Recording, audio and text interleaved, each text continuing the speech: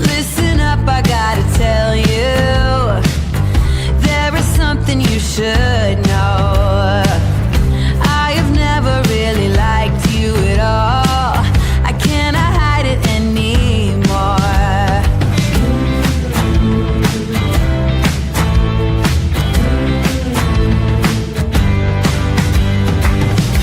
I've been thinking about the future, trying to forget about the past. So many ways that I could change for the better. Don't even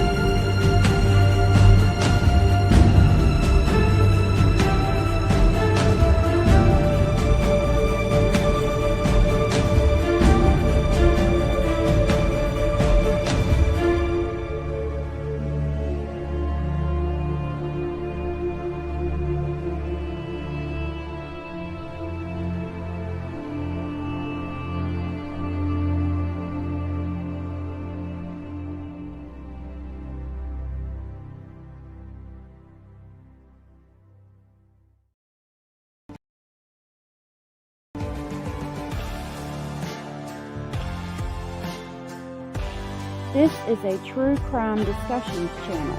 We speculate. This is all just speculation. Because it's true crime, it's for mature audiences only. There will be no children allowed, no exceptions. Everything on this channel falls under fair use. Please remember to like, comment, subscribe, and share. It's free. Hey y'all, happy Monday. Happy Martin Luther King Day. It's good to see you. Thank you for being here, Southern Cats. Good to see you, Rhonda, Lori Ann, a little bit of Lisa, Texas woman. Good to see you. Thank you for being here, Shelby. Good to see you, my love. Thank you for being here, Rhonda. It's good to see you. Good to see you, Crochet Queen. Good to see you. Thank you for being here. Miss King of Anything, good to see you. Heather Marie, good to see you. Abellis, good to see you, my love. Thank you guys for being here. If y'all don't mind, twinkle, twinkle over to the thumbs up. Jenny Jen, good to see you. Abellis said, how is everyone? I'm doing good. Hope you are. We got some things to talk about today. A few updates I want to talk to y'all about. I wanted to show y'all my daughter made cookies. Hold on, let me grab them. I had a picture of them. I have these cookie cutters. There we had some gingerbread dough that we stuck in the freezer. And she pulled it out last night, thawed it out, and made these cookies. And I have these cookie cutters. I think I got them off at Temu, and I was going to show them to y'all.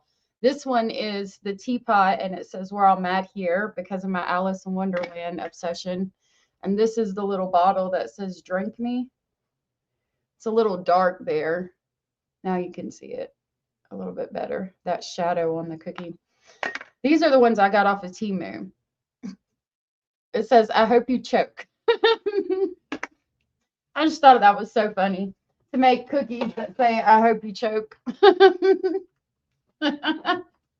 Cara, good to see you, love. Scratch the Paint, good to see you. Good to see you. Thank you so much. I got to do my eyebrows, but I think I want to get them done professionally because I feel like they would probably do a better job. So I'm trying to let them grow out so I can go get them done. Yes, we are all mad here and sometimes angry. Definitely true. Definitely true. I've been moody lately, really moody. I think I need to get my medical card. All right, let's move on. So let's talk about a couple of things today. We'll start with the Bibb County 7, now 8.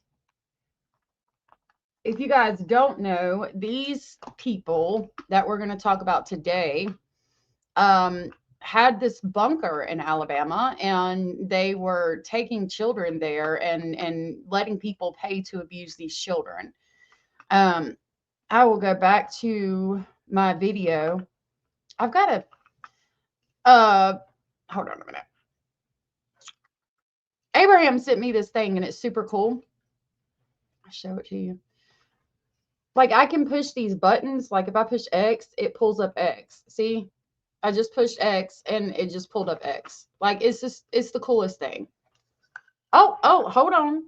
Let's start with, let's talk about this real quick before we get started. All right. SF Investigates posted 13 hours ago. Previously in the Sebastian Rogers case, we identified an unknown figure on surveillance at 12:17 a.m. The following morning at approximately 8:30 a.m., a canine tracked to that exact location. About 1 minute later, that same canine enters the backyard of the house in front of which the individual had initially appeared. What is on my lip? Showing interest.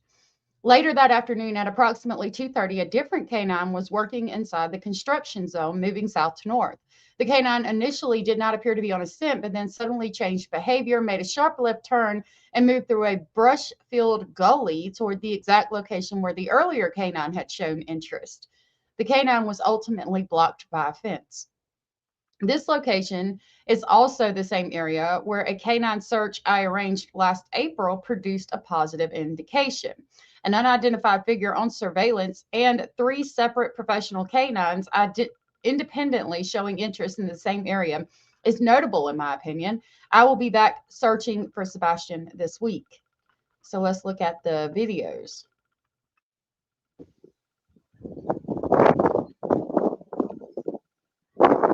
Hey, Norma.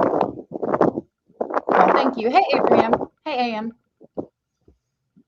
Good to see y'all. Good to see you. All right, hold on. Let's break this down. There's the man. Okay, here's somebody walking up right here, and there's somebody in front of him. It might be the dog.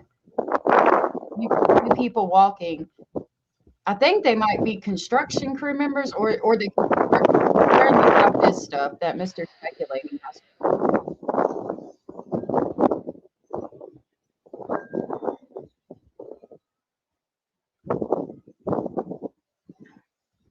See there. Look, that looks like a dog, or it could be a tree moving. No, there's a dog right here, walking that way. It's hard to see.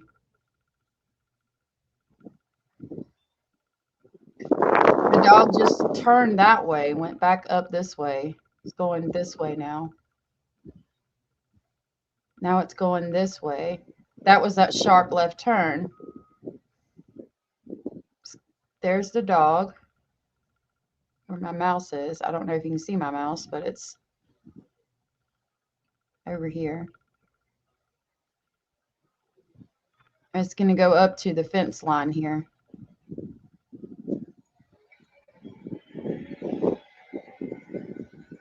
Right there's the dog.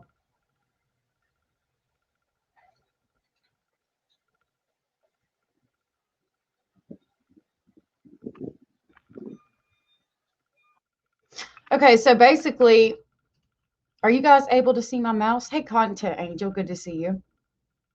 I got the same problem, and I'm using a heating pad. What's going on? It's so bad. I wrap my ribs around my up and my back hurts to breathe. Oh gosh, I hate when that happens. I was bending over the goat pen, and I think I like broke a rib or something. That shit hurt for so long. So the dog started down here. I don't know if you can see my mouse, but they started kind of at the right down here and walk in this back area, construction area. And then they go all the way to the left by this fence line. Remember when UA came up Saturday, there's the dog again going by the fence line in the yard area where they want to search at.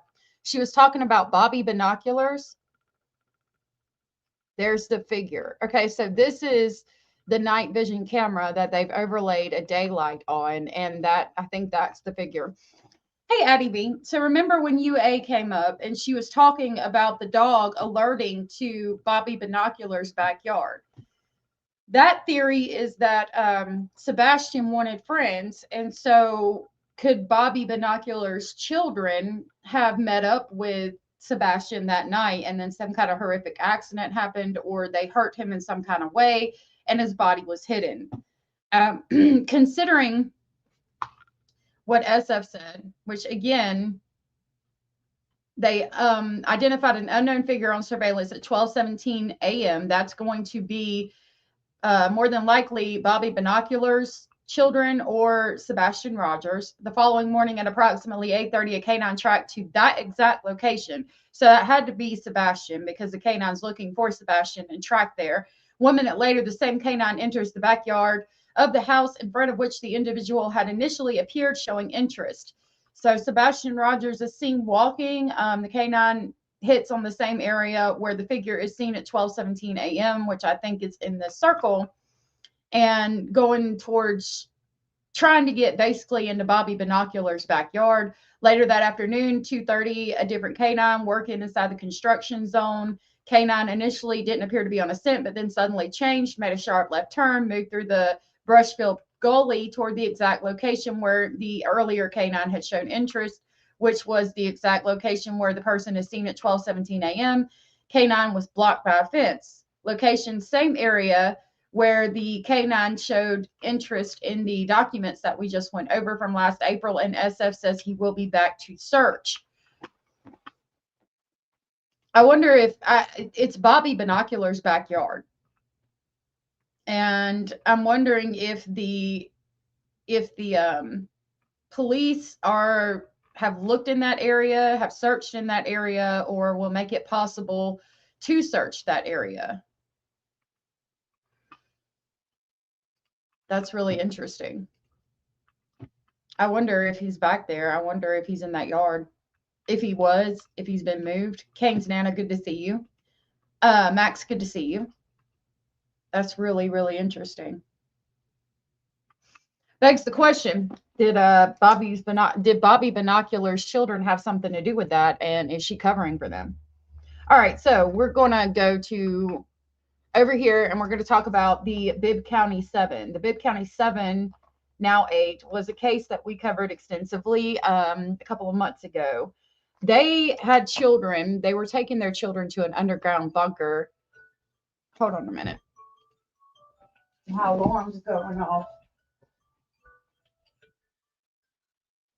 I started early. We might start at 1 o'clock. That's my alarm letting me know that it's almost time to go live.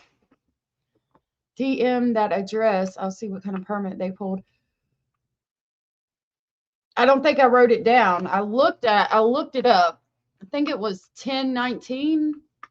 I looked it up on the live. I'll have to get it from the live because she told me in the live and I looked it up, but I didn't write it down. So I'll grab it from the live that day. Thank you, love. I appreciate that. So yeah, the Bibb County 7, we've got court documents on it. We'll cover this video. I don't remember everything that's in it. I'll try to kind of skip through it. I know you guys have probably seen it. Okay, let's start here. SEX abuse bunker case. Okay. We're going to start with this article. It is titled Court Hearings Reveal New Details in Bibb County Child SEX Abuse Bunker Case. And this was from Friday, August 15th, 2025 at 10:58 a.m. It reads, all 8 suspects in the Bibb County Child SEX abuse investigation arrived at the Bibb County Courthouse Friday for various hearings. The case, which allegedly involves an underground bunker, has drawn significant attention. The suspects were transported to the courthouse alongside other inmates. 7 of the suspects, Rebecca Brewer, William Chase McElroy, Anders Trejo Valaquez, Sarah Terrell, Ricky Terrell, Olivia Elm, and Timothy St. John were arraigned in court, each pleading not guilty or not guilty by reason of mental disease or defect. We're going to go, so let's back it up. Has drawn significant attention. The suspects were transported to the courthouse alongside other inmates. 7 of the suspects, Rebecca Brewer was charged with 8 counts of human trafficking, 8 counts of kidnapping, and 3 counts of sexual torture. That was because they were tying children to the bed, drugging them, and letting people come and pay $1,000 to come and abuse them.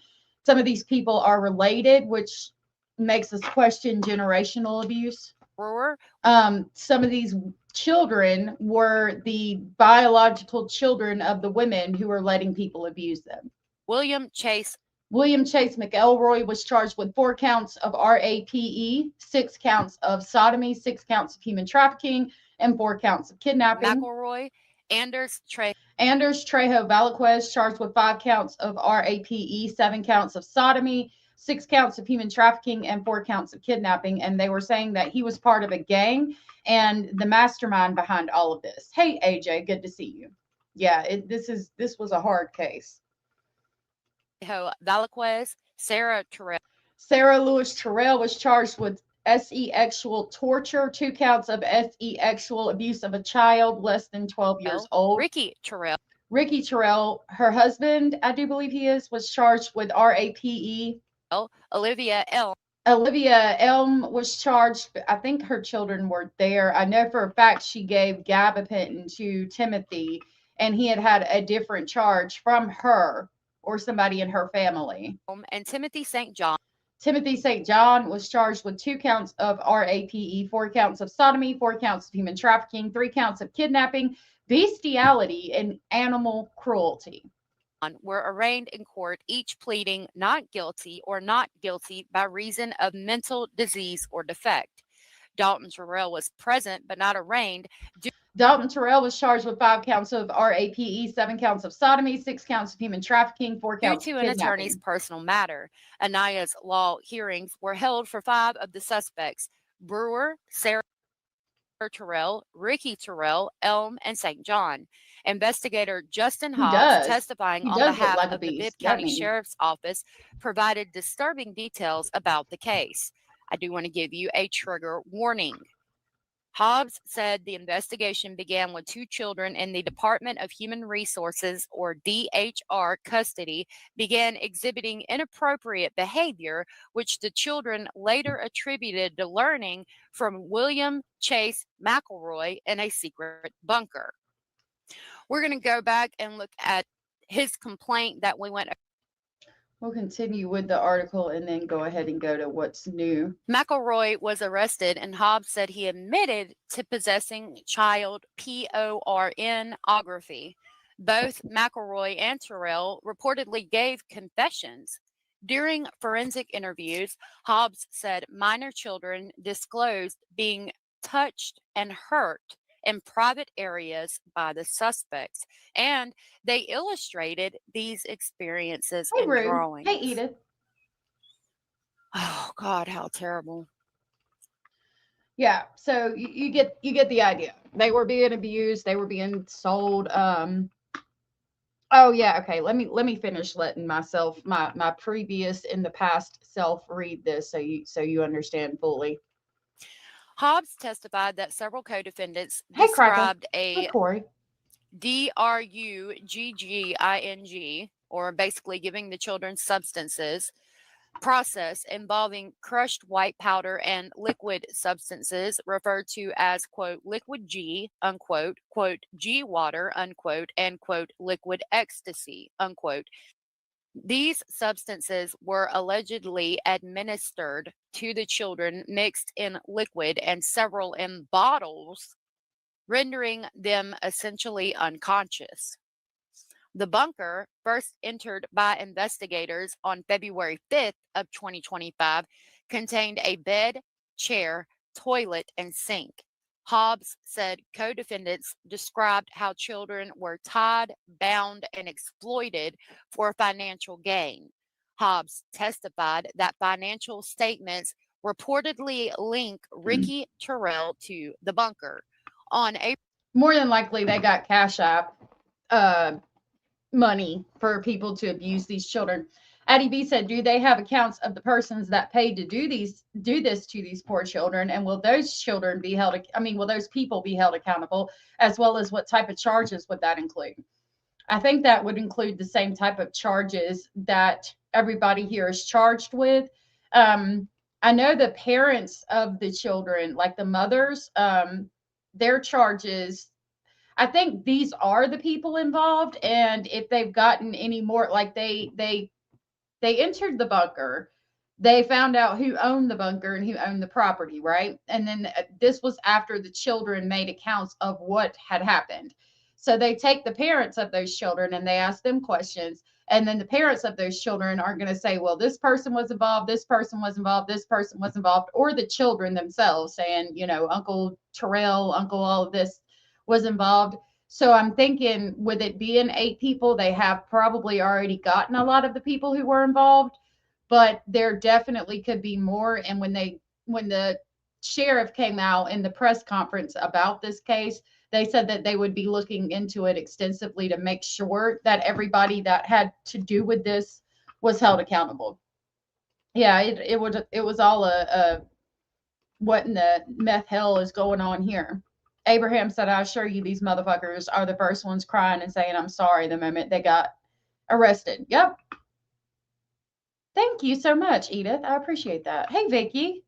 Oh, Vicky, I didn't even see you. Corey, good to see you. It's insane. April 25th, investigators returned to the bunker, finding it altered with a strong bleach odor, a missing bed, and water pooling on the floor. A dirty diaper was also discovered. A dirty diaper. A diaper that tells you how young these children were. A diaper was recovered. Okay. There's not going to be a toddler in that bunker unless they're being abused. A fucking diaper. DNA samples are pending, and the children have been tested for substances by the state and Shelby County Department of Human Resources. Okay, right after that, Addie V, it says Hobbs testified that investigators reportedly have evidence suggesting 15 to 20 other unidentified people may have paid to enter the alleged underground bunker. These people are going to be held accountable, and they are getting all that information. They probably have more. They're trying to keep it out of the press as much as they can to make sure that these demons can't be like, oh, we didn't have a fair trial because it was in the press. We didn't get a fair chance because everybody knew about it. So they're trying to keep everything under wraps as much as possible. But I have no doubt that they are going to get everybody involved because these people are all messed up. You know, they're stupid. They're sending money through Cash App, probably just, I mean, text. There's going to be so much digital evidence as to who was involved. Rocco said, let me at him. I wish I could. I wish I could get in a room with him for about 5 minutes. Neck beards and leg beards, all of them. I agree. All right, so this came out about a week ago. And it reads, 2 suspects in Bibb County child sex abuse case seek youthful offender status in court. So that is going to be William Chase McElroy and, no, this is Timothy St. John. All right, let's see. 2 suspects, Timothy St. John and Dalton Terrell. That's Dalton Terrell. Looks like he gained some weight. Appeared in court seeking youthful offender status in connection to a Bibb County child sex abuse investigation. The case involves an alleged underground bunker where authorities say at least 10 children ages 3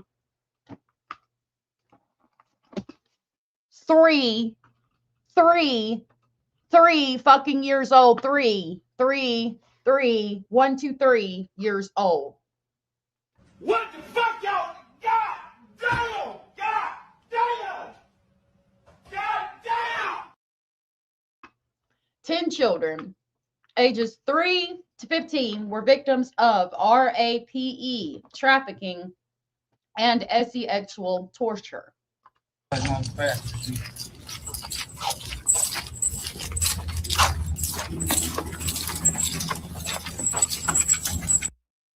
Don't be scared now, little bitch. I ain't got nothing to say.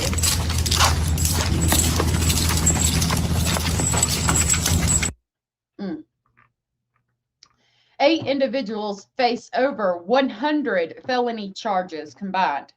Bibb County Assistant District Attorney Brian Jones stated that the evaluations for the youthful offender applications are ongoing, and the judge has ruled the cases will remain sealed for now. Sarah Terrell, also charged, was present in court on Wednesday. Jones said the remaining proceedings focused on discovery between the prosecution and the defense. Jones noted that there is no set timeline for a decision on the youthful offender status, but expects it soon as all defendants are scheduled for trial in June. If they air that trial, I'm going to watch it. I'm going to try to air it. But June, my littles have decided that they want to go to school here so they can meet friends. So they should be out in June.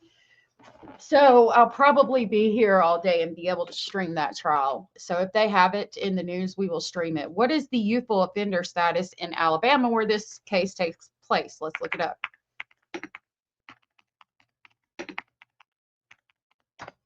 Oh. Bama, baby. Okay. Youthful offender status in Alabama. In Alabama, the youthful offender status is a legal mechanism designed to provide a way for individuals under the age of 21 to face criminal charges with reduced penalties and the potential to avoid a criminal record. The process involves an investigation by the court where the defendant must consent to a trial without a jury. The court's discretion is crucial in determining whether to grant this status. considering factors such as the nature of the offense, the defendant's background, and the potential for rehabilitation. If granted, the court may order the defendant to be arraigned as a youthful offender, and the maximum confinement time for a youthful offender who pleads guilty or is found guilty in trial is 3 years in a correctional facility. The court also has the power to impose fines and other discretionary decisions, including the possibility of probation for up to 3 years. I hope none of them motherfuckers get that 3 years. I know Timothy St. John won't, because his charges. Oh, let me do it with my little thing that Abraham gave me. We're gonna push YouTube. Look at that. Look how quick that shit popped up. That's just fucking Grammy worthy. I really like this thing, Abraham. Timothy St. John had a criminal record. It was quite extensive. If we go to the chart, I'm not going to play the whole video, but I do have the court documents on this case. I was about to say, where are the chapters? Where are the chapters? I want to see the document. I think when we looked it up, I think Timothy St. John and Ricky Terrell had previous charges. We are going to review Rebecca Brewer. She is charged with a count upon first. So this is Rebecca Brewer's charges. You know what? I might have them still. Let me check my files, because I really need to. I was just thinking the other day, I was like, I need to clean some of these files out of my damn computer.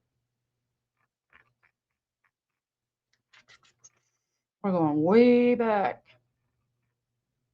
The Banner, Mackenzie Banner, Austin Drummond. Oh, there's one.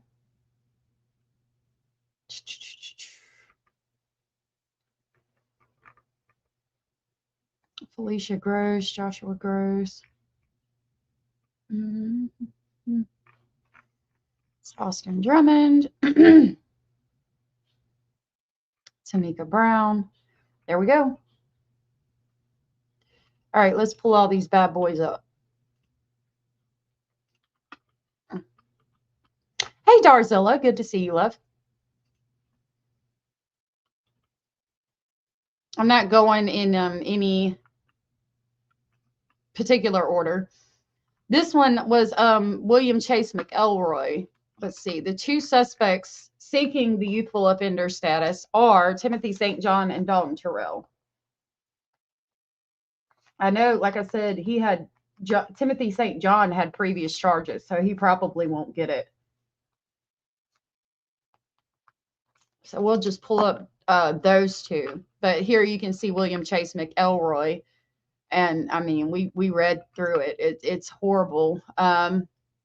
To wit, William Chase McElroy subjected another person who is less than 12 years old to sexual contact. To wit, touched her on her front area, and then, put his member in the victim's rectum. I mean, it's just, this is fucking nightmare fuel. All right, Timothy St. John, see right here. Let me pop you over here. These are his previous charges. This is not even related to this case. This one is from April 14th of 2023, and Timothy Dale St. John Jr. had a prescription or illegal possession of a prescription, possession of marijuana, second offense, I do believe what that second means, a misdemeanor paraphernalia, and possession of a controlled substance. And this is how we figured out that the 8th Bibb County person was also involved, Miss Elm. Oh my goodness, Darzilla, thank you. Thank you so much for the super chat. I really appreciate that. Said paying monthly late fees. Well, thank you. I'm going to be paying some monthly late fees this month too. Thank you so much for the super chat. That was so sweet. Let me get you an amazing. Thank you so much. I really appreciate that. Amazing. Basil he's going outside daily now. Like, I'll go outside to smoke and he'll run to the door. And I'll take him outside and he just runs off through the yard. It's so cute to see his little hopping through the yard, and he'll stand up on his back legs. It's adorable. Thank you again, Darzilla, for the support. I really appreciate that. That helps out so very much. In the court documents, stand up for our babies and parents don't care who will take care of them. If the courts don't stand up for our babies and parents don't care who will take care of them. I don't know. And it's sad to see society today. It's like they don't care as much, as they used to. Or maybe we just hear about it more. I don't know. But it's bothersome. And it upsets me because there's people out there that cannot have children. You were blessed with the ability to have children and you don't take care of them. I don't know. I don't know if he's smelling a female or what, but like in North Carolina, he would scratch my eyes out if I even got close to the door. He was like, hell no, don't you be taking me out that fucking door. But out here, he's like, I have to pull the door shut to keep him inside if I don't want to watch, walk around with him.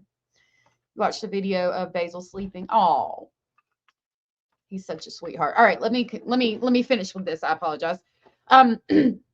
So the prescription or illegal possession of a prescription says did on or about April 14th of 2023 have in his possession a drug or medicine limited by law to dispensation by prescription only, to wit 12 white pills in a small baggie and 1 white pill in a prescription bottle labeled for a Ross Elum. Now remember, our 8th person involved in this was the Elum girl. Lord, I can't remember her name, but she was the 8th one involved and her last name was Elum. So that told me that she has known Timothy for quite some time because this is 2023 and the bunker case happened in 2025. How long had this bunker case been going on? And did Miss Elum did Miss Elum pay Timothy in pills?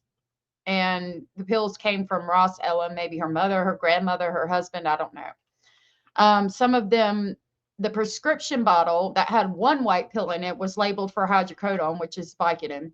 But when identified, pills later, D and number 24 were gabapentin. So 12 white pills in a small baggie and 1 in a prescription bottle. I don't understand if they were all the same or there was 12 gabapentin and 1 hydrocodone. I don't know. But that was so important because of the Elum last name. The possession of marijuana second did on or about April 14th of 2023 while at or near Darden Road and Main Street in Bibb County, Alabama, unlawfully possessed an amount of marijuana for personal use without a prior conviction for possession of marijuana for personal use. It says without, but it's the second charge. I think that was supposed to be with a prior conviction for possession of marijuana for personal use.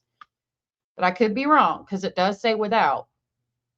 Paraphernalia misdemeanor on or about April 14th of 2023. The defendant, Timothy Dale St. John Jr., possessed a drug paraphernalia, to wit prescription bottle, 2 metal pipes, glass pipe, small baggie with white powder residue, small baggie containing green vegetation wrapped in paper. So he had the prescription bottle, 2 metal pipes, a glass pipe, a small bag with more than likely meth residue in it, and a bag of weed.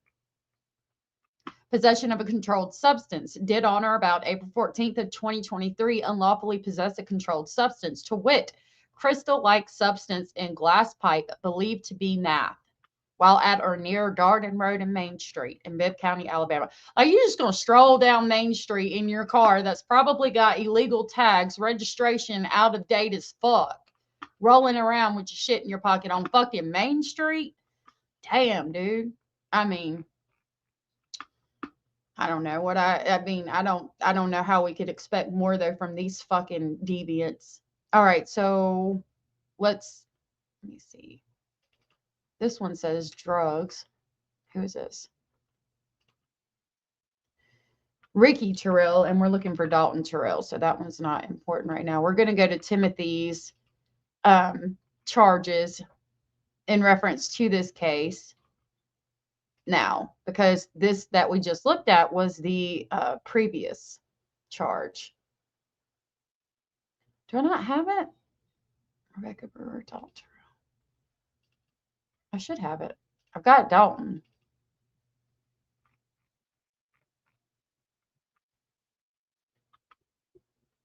There's Ander. Complaint drugs, complaint. Sarah. I mean, we can go through these if you want to, but I mean, we put out a video and talked about this before. Timothy St. John might be the one that they weren't done with at the time. I'll check my Patreon again to see what specifically he was charged with. But if we go back to the YouTube video and I pull that up, hold on just a minute. Oh, look, it's already over here in the corner. Isn't that great when it's already in the corner? First, duly. Okay, we got Rebecca Brewer, William Chase McElroy. Nope, we're looking for Timothy St. John. I got confused.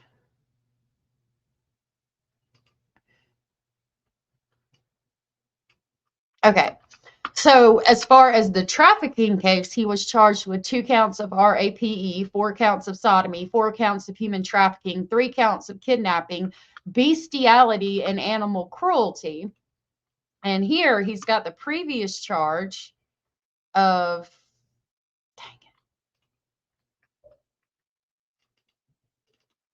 Hold, please. He's got the previous charges of illegal possession of a prescription, possession of marijuana, second, possession of paraphernalia, which is a misdemeanor, and possession of a controlled substance, to wit, methamphetamine.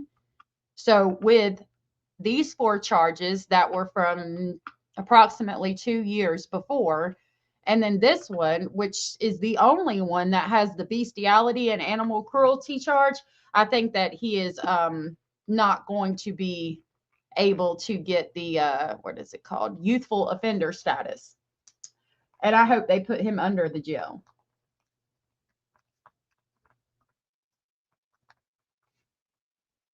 Let's see, because if he's trying to get that, he's got to be under 21. How fucking old was he when he was originally charged? Reload. Do we get a date of birth? I don't think so. Does this one say how old he is? No. I think he's like 20 or 21, if I'm not mistaken. A little bit of Lisa said gabapentin is often used for diabetic neuropathy. Yes, it is. I knew a girl, actually, and you know, when I decided to get off of substances, I was off of everything for a while, but I was very tired and sick.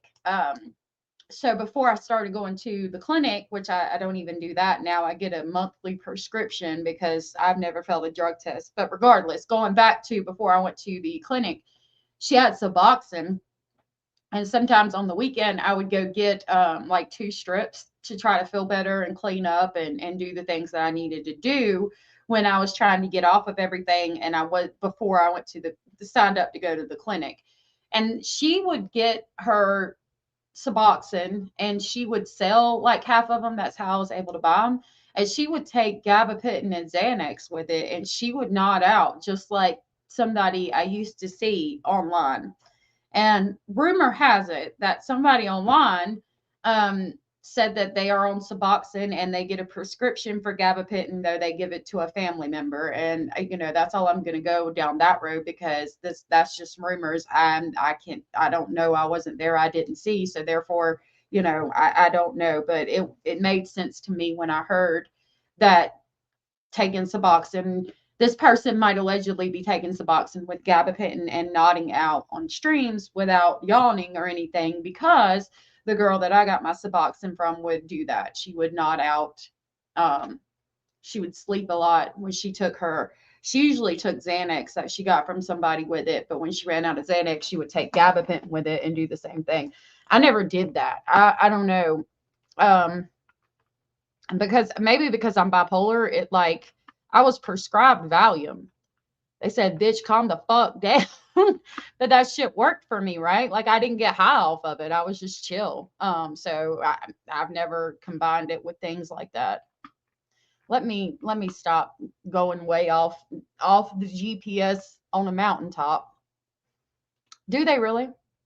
Hey, Parabola. I take pregabalin. Interesting. Gabapentin sent me to the hospital. They gave it to me for nerve pain and seizures. Nope, I'll deal with the nerve phase and see. Lord have mercy. I sent a few emails, left many comments. They don't care. I've even asked them to at least provide a color chart and nothing. What? Who the hell? Who the hell's ignoring my people? We're going to smack them. Should write to Sharpie. I bet they haven't thought of it. Who's Sharpie? Rainbow order so I know what can. Oh my God. Stay away from the gabapentin then. Who are you talking about? Sucks with company. Oh, companies like Sharpie. Oh, shit. I love Sharpies. I love a damn Sharpie. It's my favorite. But Sharpie, yeah, they probably. You should, though. Sharpie company. Yeah. A little bit of Lisa's over here like, Sharpie company, stupid bitch. Oh, my goodness. I'm bipolar, she love. All right. So, Timothy St. John, back to the topics at hand. You're colorblind. Oh my goodness. I'm so sorry, Abraham. I didn't know that. I had no idea. You did a really good job with my pen. It's beautiful. I'm using it right now. I know. I'm just picking. All right. So, yeah. Back to the topics at hand. I do not think that Timothy St. John will be getting the youthful offender status and only doing 3 years in jail because he's got these awful charges. The only one charged with bestiality and animal cruelty, and he's got this previous record. I think they're going to say, nope, you're done. You're going away for a while. Dalton Terrell, I think that he had some previous charges, but I don't have a document on that. And I can check my Patreon because if I don't have them right here, if I got them at a later date, I would have uploaded them to Patreon. But this is what Dalton Terrell, who is also trying to seek the youthful offender status, is charged with. There is 5 counts of RAPE in the first degree, 4 counts of human trafficking in the first degree, and then 11 counts of sodomy in the first degree, another count of trafficking in the first degree.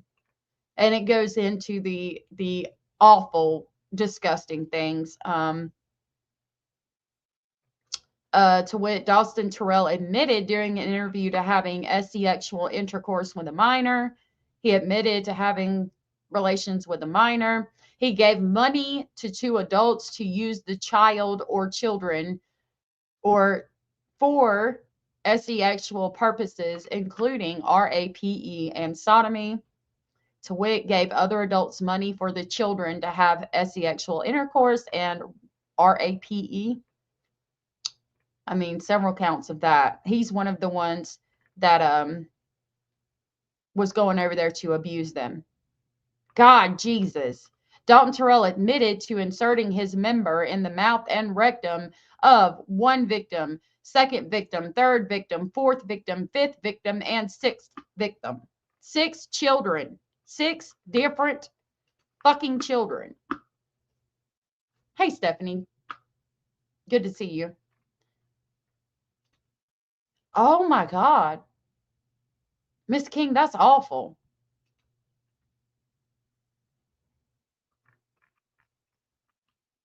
Vicky, don't stop. Where are we not stopping? I had 2 seizures 4 years ago due to low sodium. I'm fine, but afraid to stop taking it. Yeah, don't stop taking that. Please don't.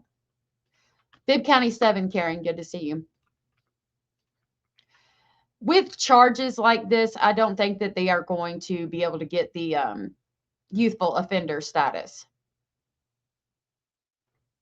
Again, sodomy in the first degree, on or about. This goes from January 1st of 2024 through April 25th of 2025.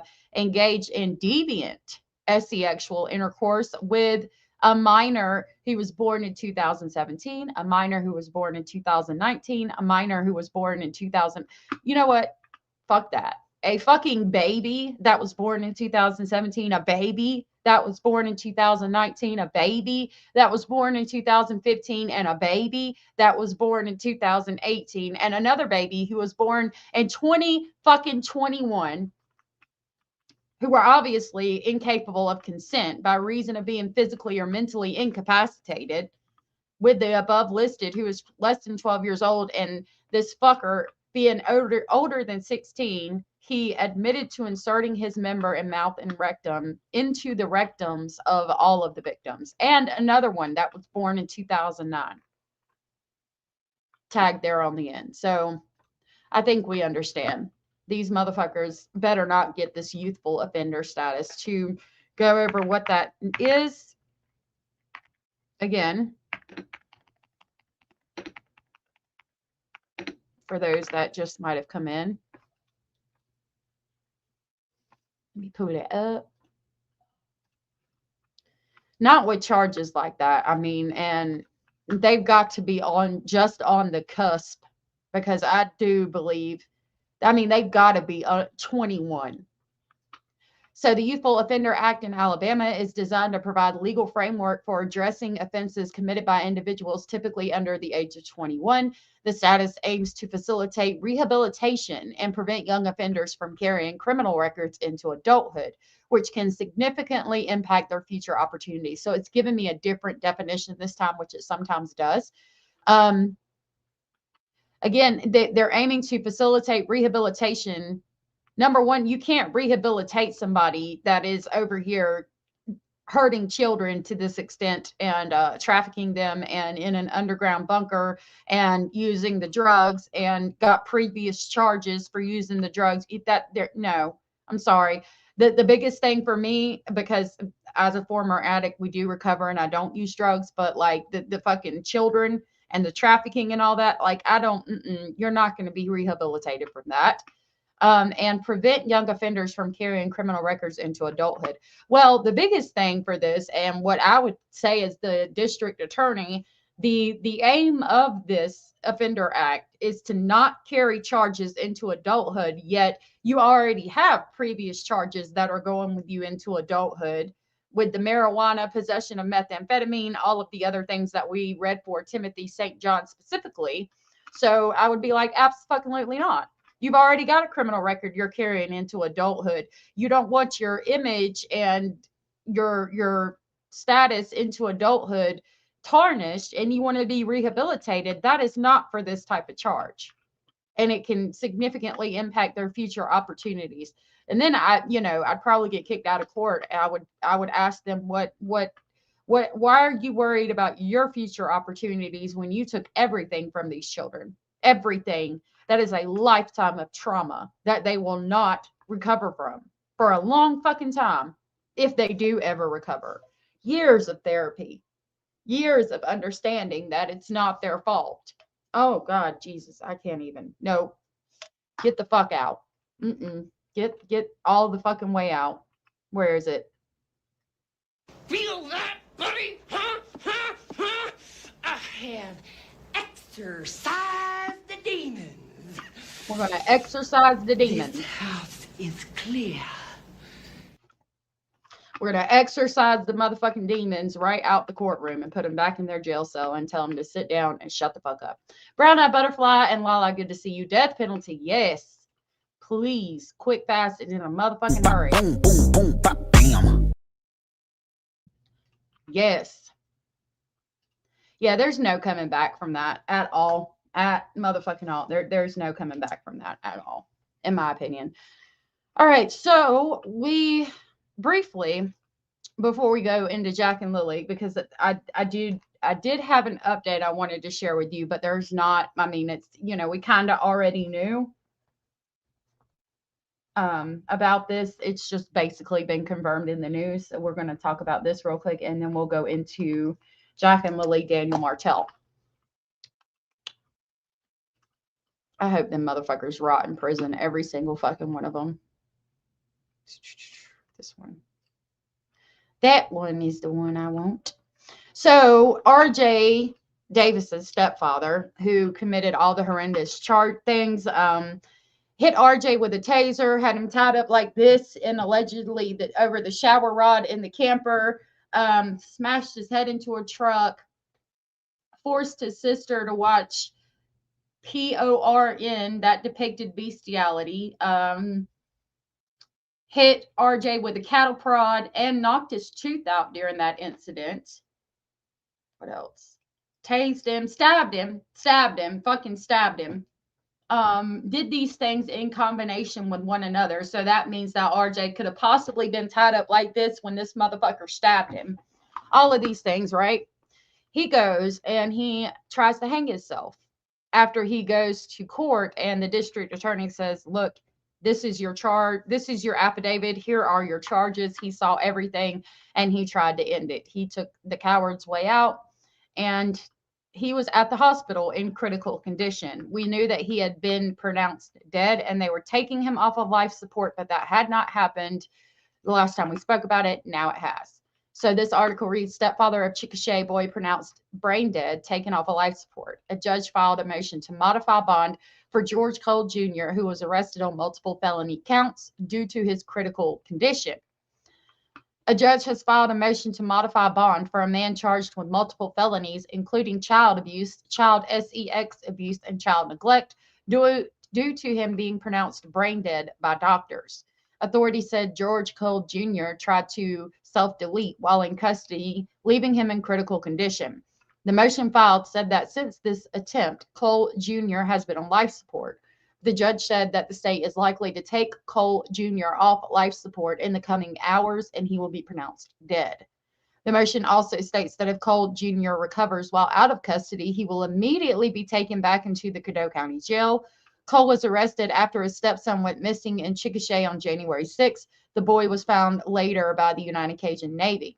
Cole Jr. was charged with 8 counts of child abuse, 1 count of child sex abuse, 3 counts of child neglect.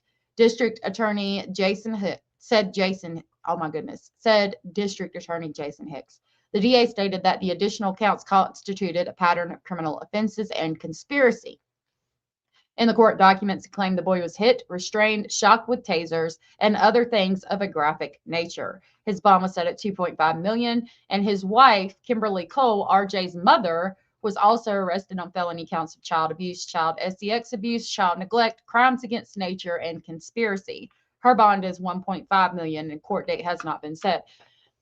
So he has been taken off life support and pronounced dead. Yes, this coward could not face what he did. And I mean, you can't face what you did in a court of law, but you put RJ through that. Like, you can't answer for what you did, but you're the one who did it to RJ. RJ is the innocent child here, and he has to deal with it for the rest of his life. For the rest of his life. And I know that Lord knows I know that if anybody is safe now, it is him. The way that community came together to look for him, the way they cheered him on when he came out because he thought he was in trouble. And I was it was just so heartwarming to see the way the community came together and cheered for him as he was brought out of that hotel room. It was very heart touching. It was very touching. I mean, it really brought a tear to my eye the first couple of times I watched it. So I know that if he is residing with somebody in that community, that they are going above and beyond to take care of him because the community knows what that child has been through. And I know they're going to make sure that he never has to think about that again, except for when he's obviously getting therapy for it. Mustang, good to see you. Addie B, good to see you. Said, in my opinion, he did not want to face other inmates for what he done. Exactly. Boom, boom, boom, bop, bam. Remember, it was his mother, Kimberly, George Cole's wife, who was participating in the bestiality by having carnal copulation with a dog named BB and a dog named Bear. Okay. But it was the stepdad who was forcing the daughter, the girl in the house, to watch videos of women and animals, bestiality, PORN, right? So it's definitely something the stepfather preferred, if I had to guess. And that is going to be part of it. Like, I could only imagine what would happen to him in jail because people know your charges, especially when you're on the news. If you're not on the news, you can hide your paperwork, but you have your paperwork in your jail cell. And if he's not kept in protective custody, or even if he is, it wouldn't be hard to find out what he did. There's trustees. He probably would have got real bad fucked up. He would have been forced to drop the soap a couple of times. But it upsets me that he wasn't watched a little bit more closely after coming back from court. I mean, nobody can see in the future, but I wish that he had been held to account for what he did to RJ, because RJ deserves justice out of all of this.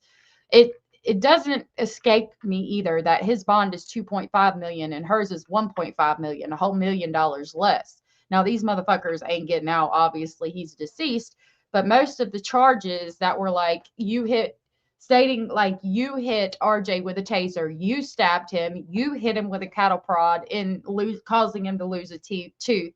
Those were all George Cole's.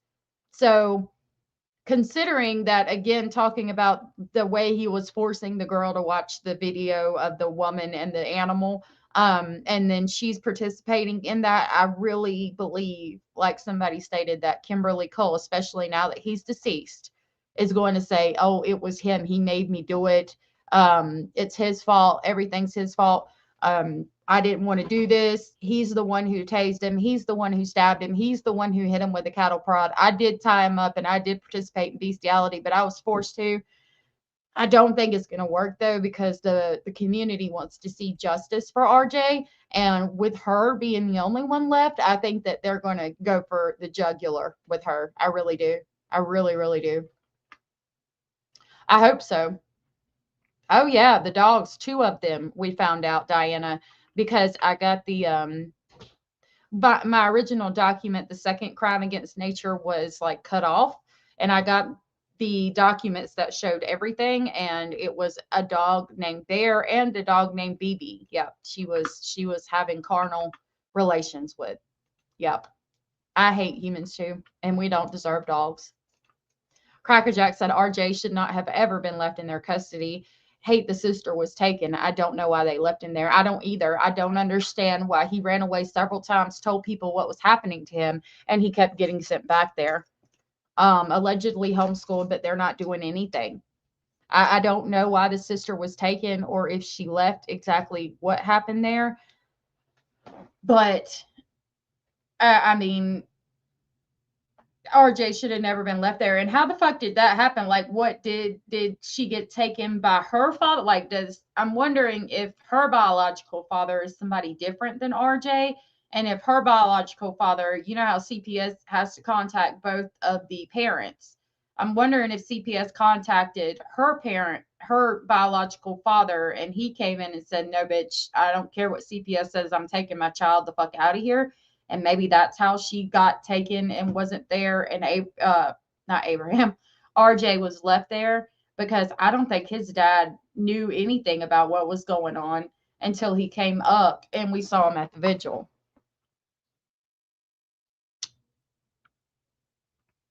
What happened, Lori? I missed it.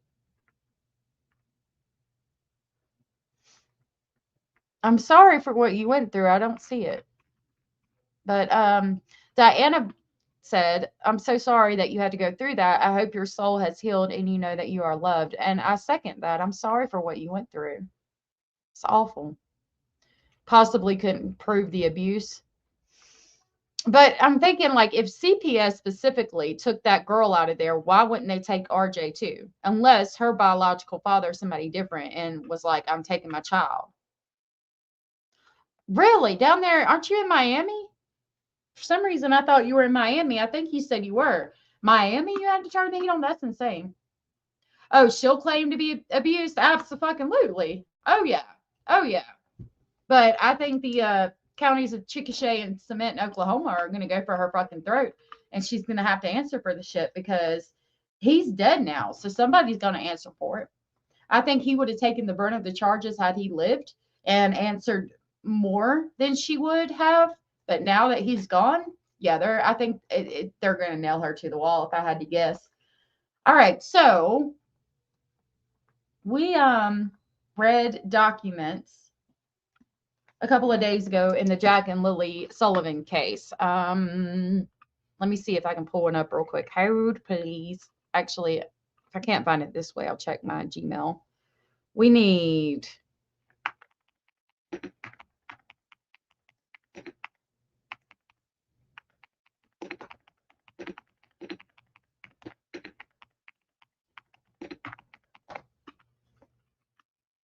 Yep. at it.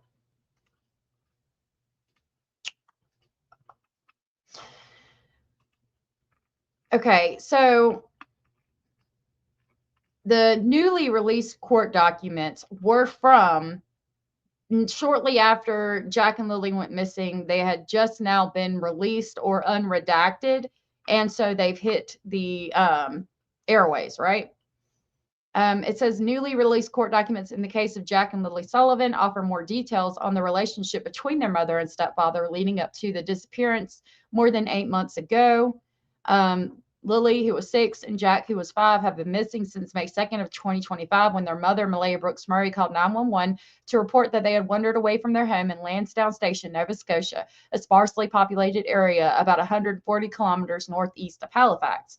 The disappearance sparked an extensive grid search of the thick woods surrounding their rural home that turned up little evidence apart from a pink blanket and child-sized boot print. Over the past 8 months,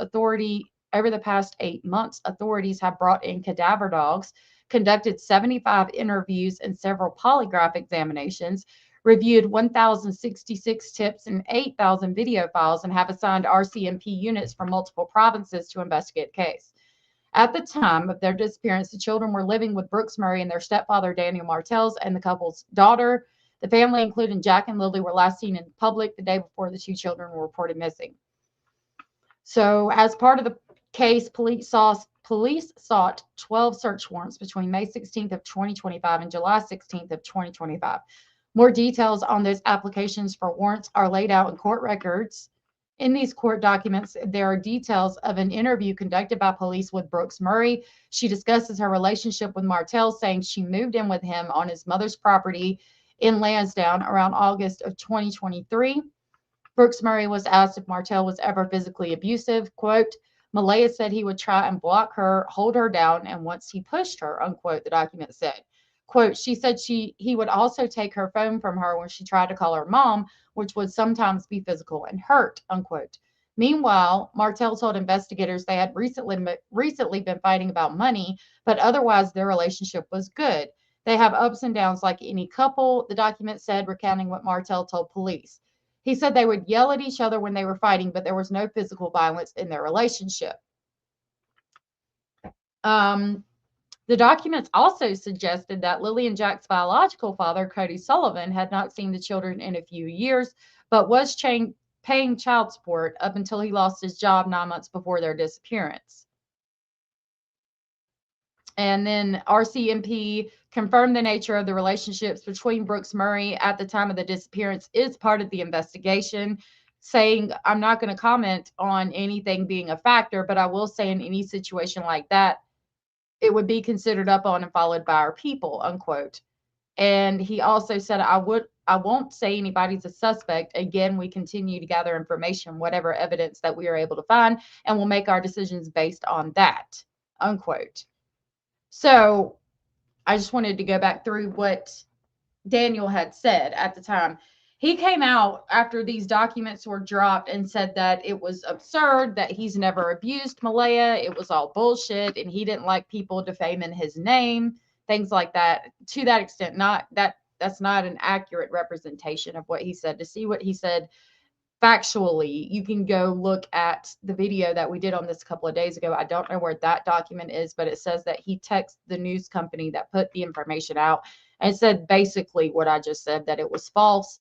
And that, it's fucked up that you're putting this out, things like that. That's hurting. That will hurt his appearance. Why are you trying to start up shit? And to be fair, the officer said that they would follow up on things like that and looked into it. But you got to remember, this is from like right after they went missing. So I think if it was directly correlated to it, and we knew that with the evidence we have right now, then somebody would be in custody. If their relationship and the fact that they fought or whatever was correlated to the disappearance, then they would be in jail. Somebody would be in jail, right? Now, could it be later down the road? I don't know. Nobody knows until we find Jack and Lilly. Corey said, guess what, Daniel, you picked her. If she's making him look guilty, then she's guilty, in my opinion. You know, it's hard for me because I like to say that if parents are involved, typically they're arrested pretty quickly, but we've seen a couple of cases where it took years. Um, I always think of Michael Monkey Vaughn. I came into that case on the very end of it right now, but I knew Stacey Wandera looked sus as fuck. I mean, the whole internet did. Everybody was after Stacey Wandera because he had said several different things that didn't line up. He had lied several times, right, in the Michael Monkey Vaughn case. And then he just got arrested 5 years later, and like everybody knew he was guilty as fuck. So sometimes it does take a while, I suppose. Addie said, in my opinion, Malaya had her lawyers try to suppress the information. Really messed up for a mom to do that. Probably. Probably. But to be fair, I would understand it because God forbid I ever be in that situation. I would be thinking along the lines of, I don't want this information out because it could shed a negative light on our relationship, even though we're not together anymore.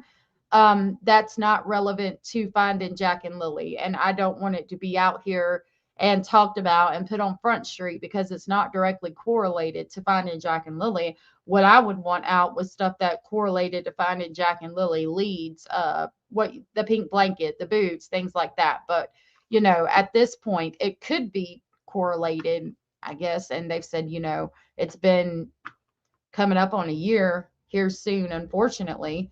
So we're going to go ahead and release it. He's a real creep. Brandy Vaughn, really brave. She confronted Stacey Wandera on the live. She absolutely did. That woman is the definition of strength.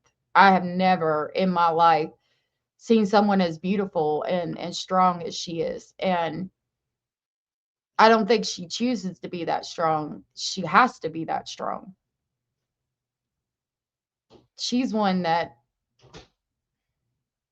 she's very close to my heart. I really have a lot of compassion for her because I couldn't fathom. And Stacey did it. He has your child or knows where he's at. Like and then you're hearing them dig up the backyard. How the fuck, like, I couldn't. I don't think I could not go kill him. Like, even with the police, like, I would go to jail for the rest of my life. I would do it. I would say, I'm sorry. I know he fucking did it. I know he did it. I know he did it. And you were taking too long and I had to kill him.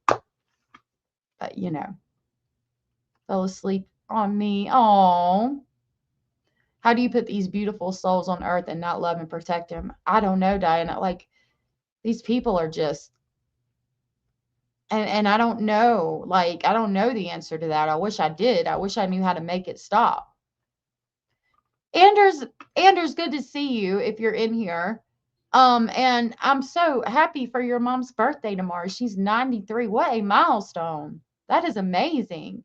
Happy birthday, Anders' mom. Let me give an amazing for that because that's amazing. 93 years old. That's awesome. Happy early birthday, Anders' mom. Amazing. Absolutely amazing. All right. So Daniel came out and he spoke. He basically clapped back, and we got a video and an article on that. So, Nova Scotia missing kids stepfather denies abuse allegations and says he puts, quote, full trust, unquote, in the RCMP. Stepfather of two young Nova Scotia siblings who disappeared 8 months ago denies he's ever been physically abusive to the children's mother, as alleged in recently unsealed court documents. Quote, I've always been very open and honest this whole way through, and I don't see no reason to stop now, unquote, said Daniel Martell in an interview with Global News on Friday. Lilly and Jack Sullivan, aged 6 and 4 at the time, were reported missing on May 2nd, 2025, from their home in Lansdowne Station, Nova Scotia, and Pictou County. They were living with Martell and their mother, Malaya Brooks Murray, at the time.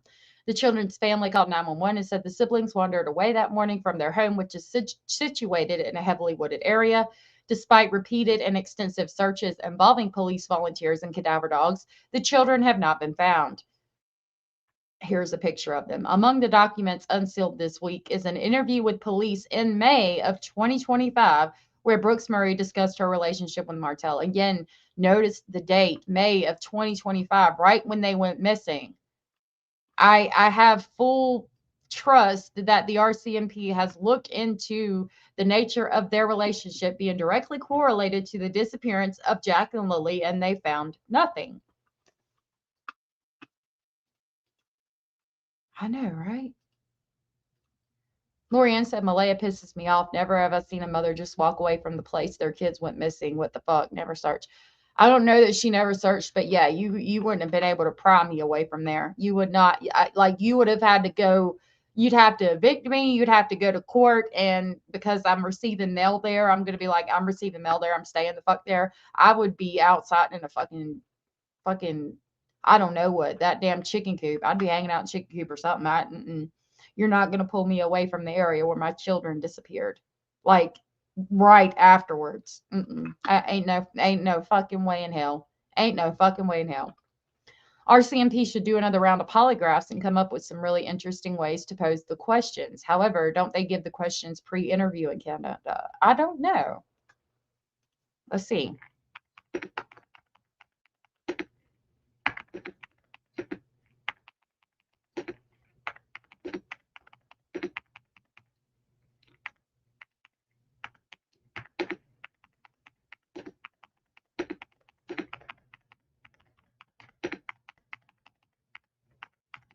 Try to word it in an accurate way.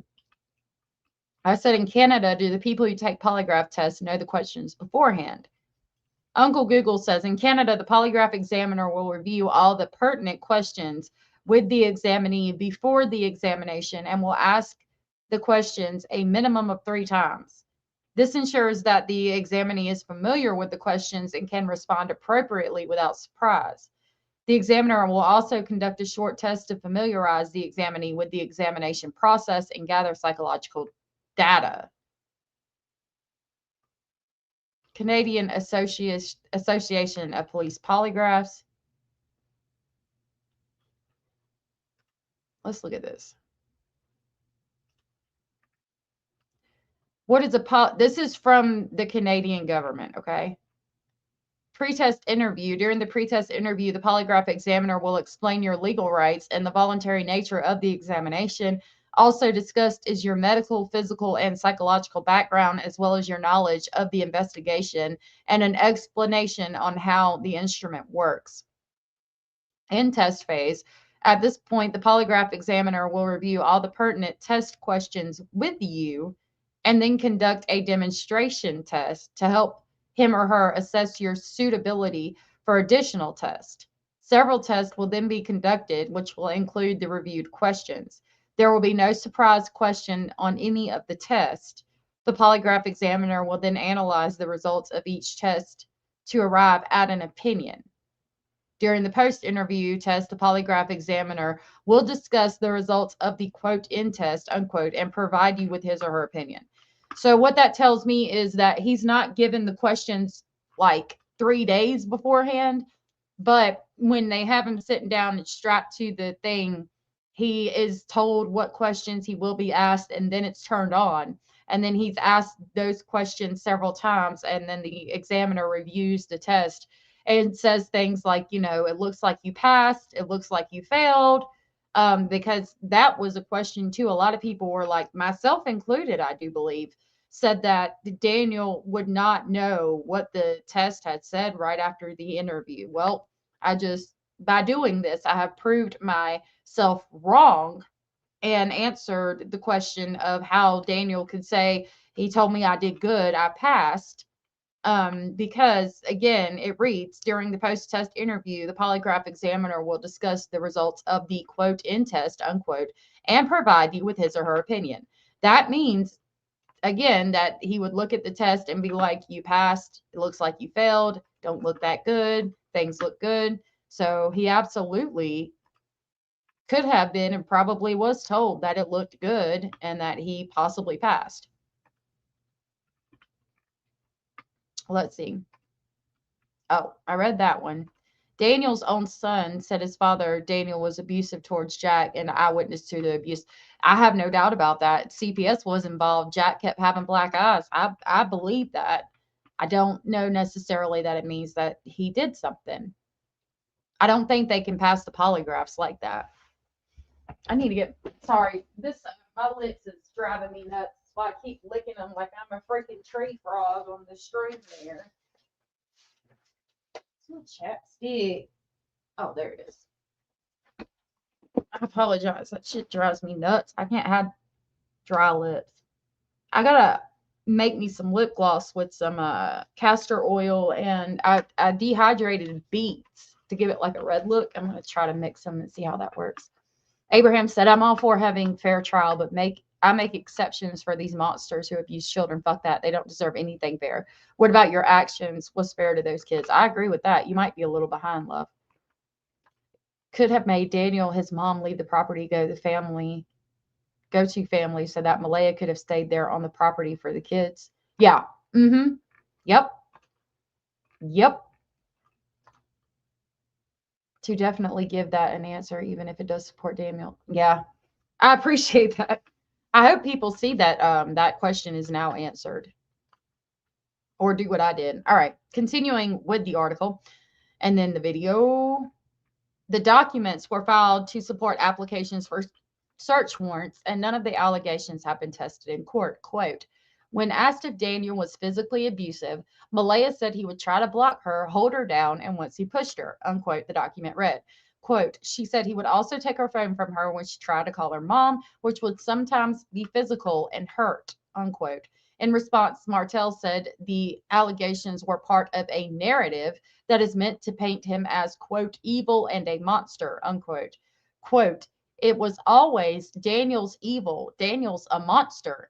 And with that painted narrative, the public automatically will just jump to the belief of guilty, unquote, he said. Global News reached out to Brooks Murray, who declined an interview.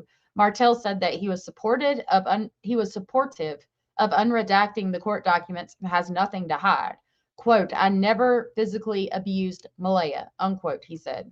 Quote, our fights were about just typical things, ups and downs that happen in relationships. Everybody has them, but it never turned to physical in any way, unquote. He said he's been candid and open with police and the media and willingly submitted blood samples for DNA analysis. According to Martell, the blood testing was in regards to the piece of the pink blanket that officers seized and have confirmed to be Lilly's, quote, and they don't need a warrant to have my DNA, so I was willing to do it, unquote. That's interesting. They tested his DNA for the pink blanket. I'm wondering if they found any other DNA on that pink blanket, and maybe that person's not in the system. Because what I'm thinking is they tested the blanket and found out, or they already knew that there was going to be male DNA on that blanket, and they wanted to test it to make sure that it was Daniel's, because it would be obvious that Daniel's DNA would probably be on that blanket because he's in the same house with them, especially if he's using it to, like, I think they said, like, stop a draft from a door or a window. He's probably the one that's touching the blanket the most, rolling it up, to try to stick it in that draft area. Abelis said, I think Malaya may have been afraid of the cops and media. Her culture had never had great relations with either. It's a good possibility. I'm glad she's safe on the, yeah, I think she felt protected on the reserve too, and I'm glad she's safe on the reserve. Thank you, Brown-Eyed Butterfly. I really appreciate that, and you're very beautiful too. I appreciate that. Oh, thank you, Abelis. You're so sweet. You're very beautiful too. I know. I was thinking about that the other day, how a baby smells. I love the way babies smell.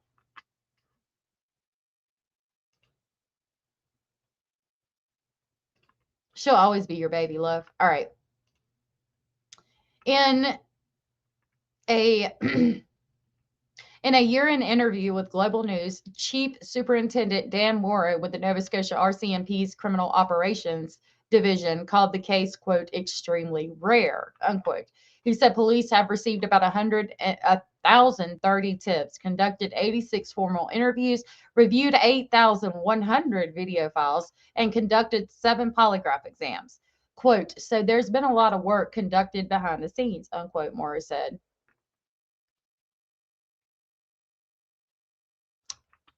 In June of 2025, the children's disappearance was added to the province's major unsolved crimes program, which offers a reward of up to $150,000 for information on the case. Meanwhile, Martell said he doesn't want to, quote, throw any theories out there or accusations and is limited by his activity on social media. He said he puts his full trust in the RCMP and the Major Crime Unit. Quote, I'm going to believe what RCMP believe and whatever they believe or whatever evidence they have, said Martell. Quote, I can only go based on what they have because they're trained professionals. They have the resources for the case and they're the ones working the case, unquote. And we'll come back to this video. That's not the one that has Daniel in it. I accidentally closed out that one. So hold on a minute.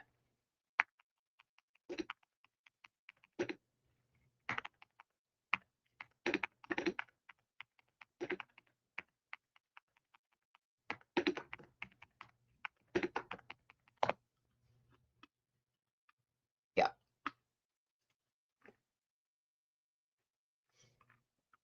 Maybe. Is it this? I'm pretty sure this is not the one. I'll probably click because this is the video that we have that we're going to watch in just a second.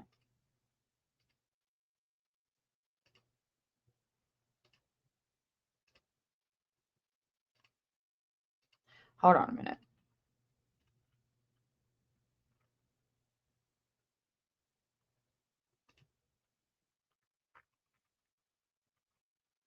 Hold on just a minute. It's the same one. Oh, what the?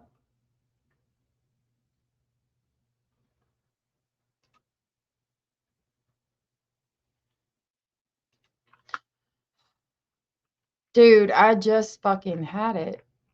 Let me go click videos. Because I saw them talking to him.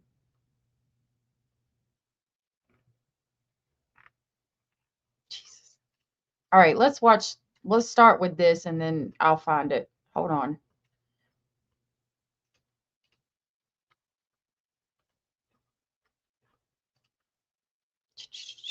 We'll start with this and I'll find that one of Daniel because I had it up and now I'm not finding it. I have to word it a different way. My name is Dan Morrow. I'm the Criminal Operations Officer here in the province of Nova Scotia. Across Morrow's 33 years of experience as a police officer with the RCMP, he says one case has stood out to him, the disappearance of Lilly and Jack Sullivan, Nova Scotia siblings who went missing from their home in Bibb County back in May. From the outside looking in, this case seemed really rare to the public. Is it a rare one for officers as well? It's extremely rare. I've never seen it across my career. But while it's rare, what's the part that isn't rare is the complexity of the case. Like why it's taking so long, because the agents have methodical. It started to generate a lot of national media attention and even international. And I think that's important to remember. I mean, they've got to make 100% sure that the case is being done correctly and that they don't release information that they shouldn't be releasing. They've got to perform their duties to the best of their ability. Dudes nuts. Good to see you. So yeah, kind of lost my train of thought. I'm still looking. RCMP find that difficult to manage? Basically, anybody that was involved with that investigation felt that elevated level of concern. The case captured worldwide attention, putting the small community of Lansdowne Station on the map and officers under the microscope. Why do you think so many people from even other countries were so captivated by the details of their disappearance? Anyone who has children, obviously, from a parental aspect, it deepens that level of concern internally. What happens if it was my child, for instance? Just that initial reaction from a parental perspective would escalate that concern, obviously. Can you go over how many tips you've received thus far in the Jack and Lilly investigation, as well as how many formal interviews have been conducted by RCMP? There's been 1,030 tips received, and approximately 86 formal interviews have been completed within the investigation as well. That's sitting down, interviewing a person. That's a lot. I mean, and I do think that the case is extremely rare because, I mean, it's really like they disappeared into thin air. I think that the police or the RCMP are kind of at a loss because they've interviewed all these people. They have given polygraph tests. They've taken all these leads, examined all these video files, and they still don't have answers. I think the case is extremely rare because this doesn't happen. Like, they literally disappeared into thin air, almost just like Sebastian. I did too. Hi, girl. And not something that's a casual conversation while we bump into somebody along the street. It's a sit-down, structured interview, obtaining what the person knows firsthand. There's also been roughly over 8,100 functioning videos that have been actually reviewed by the team that's supervising the investigation. So there's been a lot of work conducted behind the scenes. It's been documented that 7 people have completed polygraph examinations. All 7 were found to be not lying. Right there. 7 people. And that's going to include, for sure, Daniel Martell and Malaya Brooks Murray. And this is coming from the head of the RCMP. And I backed it up. Let's review that one more time. Completed polygraph examinations. All 7 were found to be not lying. The case is still. All 7 were found to be not lying. Daniel Martell did not lie on his polygraph test. Remember, we read what he stated, and what he stated was that the questions related to a crime, to Jack and Lilly being deceased. And then we read directly under that the person who was giving the polygraph, or the person who ordered it, the officer that was on that section of the case, of the interview, said that he had approached it from a criminal nature. He was asked questions specifically related to a crime having happened. And Daniel, when he came out, he said that he was asked questions specifically about their death. So, I mean, everything lines up. I don't think Daniel's lying. I just don't. Kelly Disdelicious, good to see you. Yeah, but there is one who hasn't taken the polygraph. Yeah, that would be Janie McKenzie, right? Is that who you're talking about? Because of her demeanor. And it is interesting. But to be fair, I've watched her interviews, and she is kind of jumpy and all over the place, and, like, I don't know, very loud, I guess.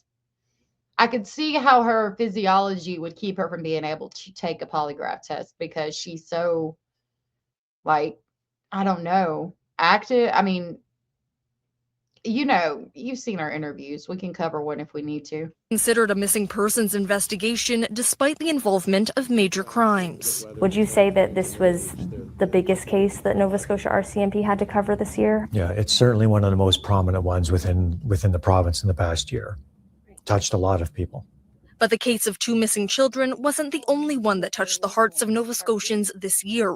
At the beginning of 2025, intimate partner violence-related homicides were happening at an alarming rate. The approach to intimate partner violence has changed drastically since I started as an officer. If you have the numbers on hand, how many intimate partner violence-related incidents? There's been roughly over 3,000 intimate partner violences within the last year. In Nova Scotia? Do you have numbers from 2024 for comparison? So I don't recall the exact numbers, but it's several hundred more. Sometimes it can take up to 30 occurrences for a victim to actually come forward. I'm curious your thoughts on this. How do you think the Mass Casualty Commission's final report has influenced? All right, we'll come back to that. It could be related to what they're saying, but it might not be. Jerry, good to see you. That other brother, we never heard anything else about. He was there. We heard about him the first day, and then we hear nothing. I don't even know if he's been interviewed. Formally, like polygraphed is what I mean to say. And why did we hear about him being there, and then all of a sudden hear nothing else about it? And the mom saying that she was the only one who lived there. I think they're in that junkyard in a crushed car. I think the dogs would alert to that, but it's not out of the realm of possibility. All right, I'm running to the ladies' room while we listen to this, and I'll be right back. This is Daniel Martell responds to unsealed court documents where children's mother alleged abuse. We are learning more tonight about the home life of missing siblings Jack and Lilly Sullivan thanks to newly released court documents. Details in the files obtained by Global News further pit the children's mother, Malaya Brooks, and stepfather, Daniel Martell, against one another.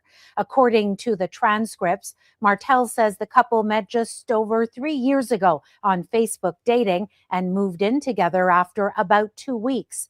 Also in the documents, Brooks told investigators the couple's relationship could be physically abusive at times, alleging Martell would try to block her, hold her down, and on one instance, pushed her.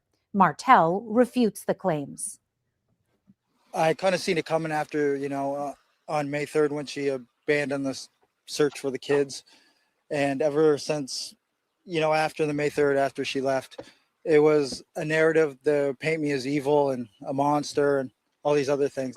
I've always been. I mean, to be fair, she did leave right after the kids went missing, which everybody side-eyed, but is she painting Daniel a monster? I mean, I know they go and talk on these shows that I don't really watch, to be fair. Have y'all seen where Malaya is trashing Daniel? Because I haven't seen much from her at all. I mean, we had the Missing Children's Foundation that she came and wrote a letter for, but I don't even think she trashed him in those documents. Like, she's not coming out here trashing him. I think he's trashed her more than she's trashed him. Everyone hide.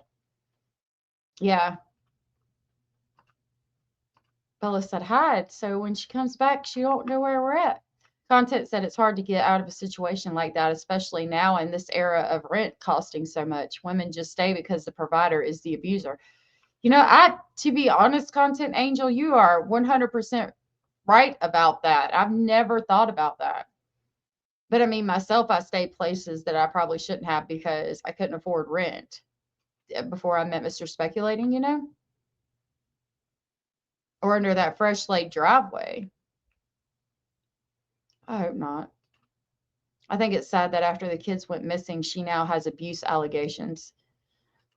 Oh, I think he's saying that she did it, but I mean, she's saying that he abused her, and he's saying he didn't abuse her. To be fair, he's got snow in his hair. How damn long y'all been standing outside? Very open and honest this whole way through, and I don't see no reason to stop now. Brooks declined Global News' request for comment today. All right, let's see. Let's go back and see what he said specifically.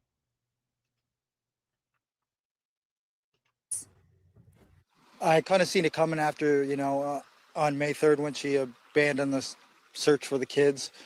And Seen what coming? Like that she was going to talk shit about you? Because I haven't really seen her talk shit to the public, or seen that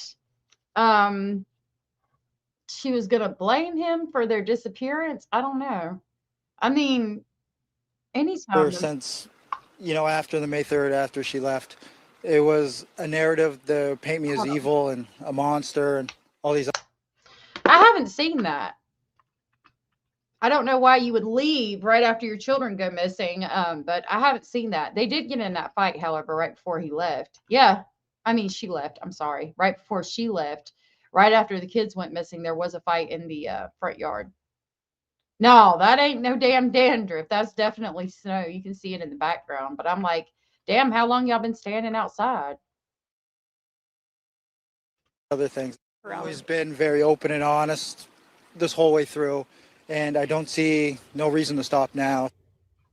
So I think that was to the question, which we read in the document. Why are you talking about it now, or something to that effect? We read the question in the article that we covered, and he's answering that, I've always been really open and honest. I don't see a reason to not be open and honest now. Brooks declined Global News' request for comment today. We'll have more from reporter Ella MacDonald's interview with Martell tonight at 11. Well, that should have happened. Let's see. That was January 16th. Yeah, we're on the 19th.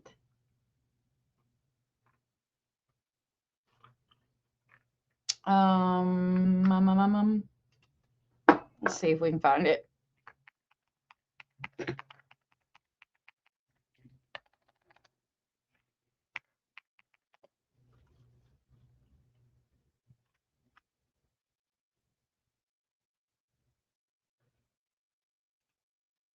That's the only one we have.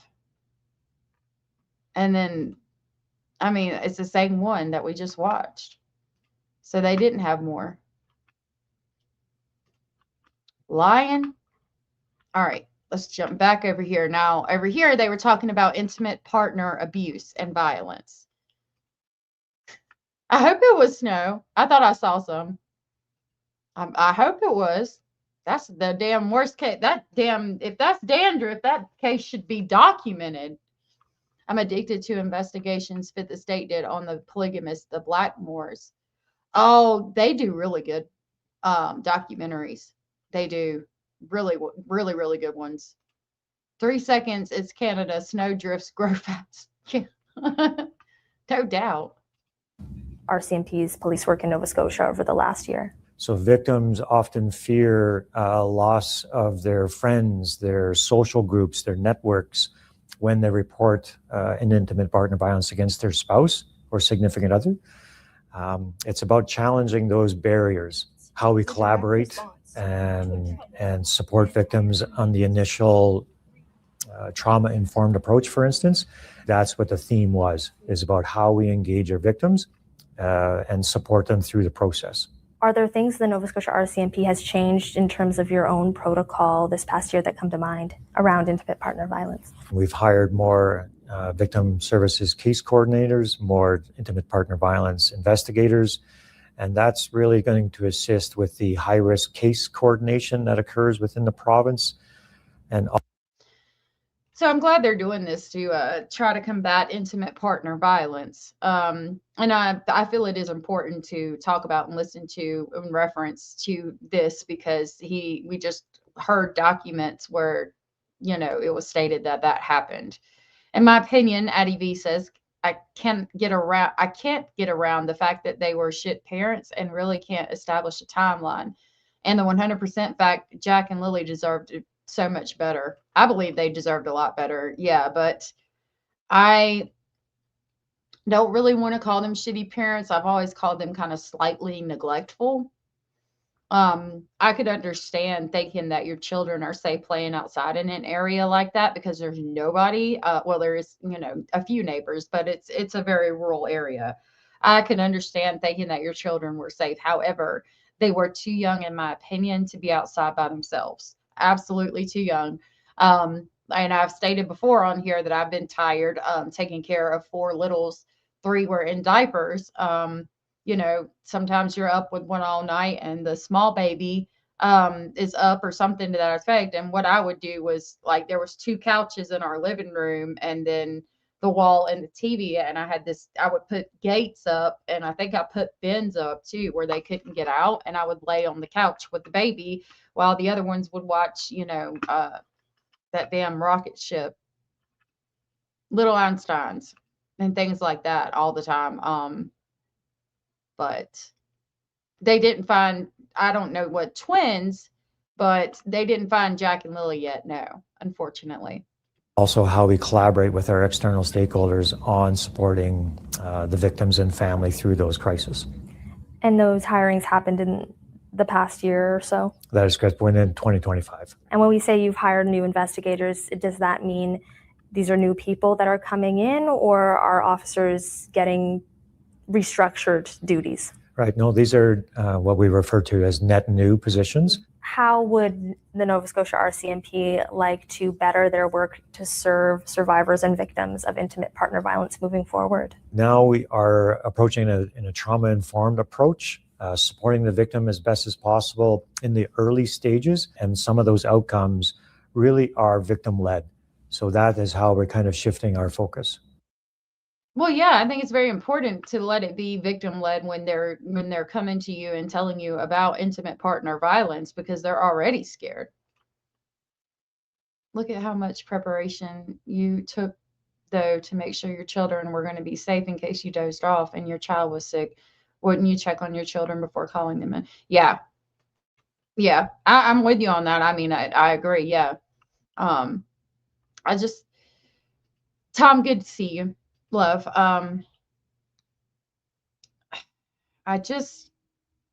I mean, yeah, there was allegations of drug use, all kinds of things. Jack having black eyes and too many, and CPS being called, them going to school without the proper attire for the season. All of that has been talked about and documented, and it's upsetting. I think it poses more of a neglect thing, though.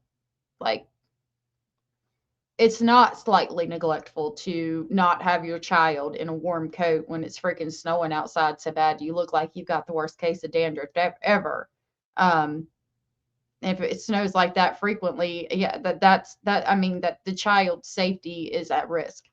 Black eyes and shit, yeah, that's abuse, obviously, if it did happen from an adult. If it happened from them being tough, because my kids would give each other, I remember the baby getting a black eye with might have been a Tonka truck, but it was one of the boys' toys, and she had a black eye right here. Like, that stuff like that does happen when you've got small children, but not to the extent that CPS would be called, because there'd been so many, So I think that leaving them outside is slightly neglectful, or them being outside without being watched is slightly neglectful. And then you add the fact that they weren't even checking or standing by the door. They were asleep, and it gets worse. That makes it worse. That's more than just slightly neglectful. That's entirely neglectful. And that's why this happened. I just don't think it was intentional. Maybe that's a better way to put it. Not always the wrong people, but it is upsetting when you have people out here who can't have children, and then there's people who can that don't take care of them. I couldn't imagine. Another RCMP department that found themselves busy this year was the Human Trafficking Unit. How did human trafficking instances change between 2024 and 2025 within Nova Scotia? So in 2025, there was 50 investigations that the Human Trafficking Unit was the lead on. And when we compare that to 2024, there was 60 investigations. So it was a drop of 10. So they have had a slight drop in human trafficking.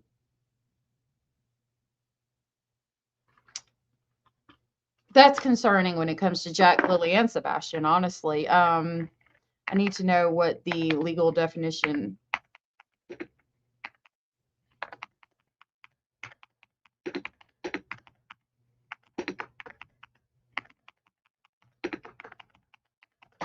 Specifically in Canada, what they say. In Canada, human trafficking is defined under the criminal code as the act of recruiting, transporting, harboring, or exercising control over a person for the purpose of exploiting them. This includes sexual exploitation or forced labor.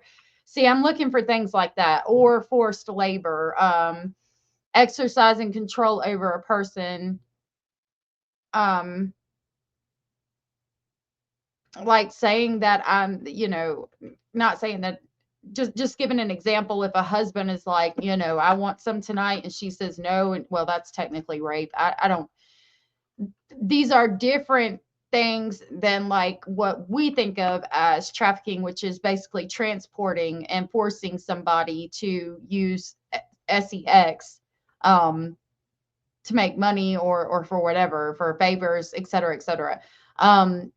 I wanted to know if in their definition, it was just the, recruiting, transporting, harboring for sexual exploitation, or if it included other things, which I figured it did, like forced labor and exercising control specifically. Like here, human trafficking isn't what you think. Recruiting is trafficking. That's like a pimp, you know. Just got home from the gym. Right on. Right on. I know things are obviously different today, but I played outside while mom napped and we weren't watched 24/7, especially in a fenced yard. And yeah, see, that's what I'm trying to like. Some things are neglectful, some things are abuse. I mean, there's a lot in this case. I think them going missing, it was an accident, and I really feel confident in saying that if Daniel and Malaya could go back, that they would have done things a lot differently.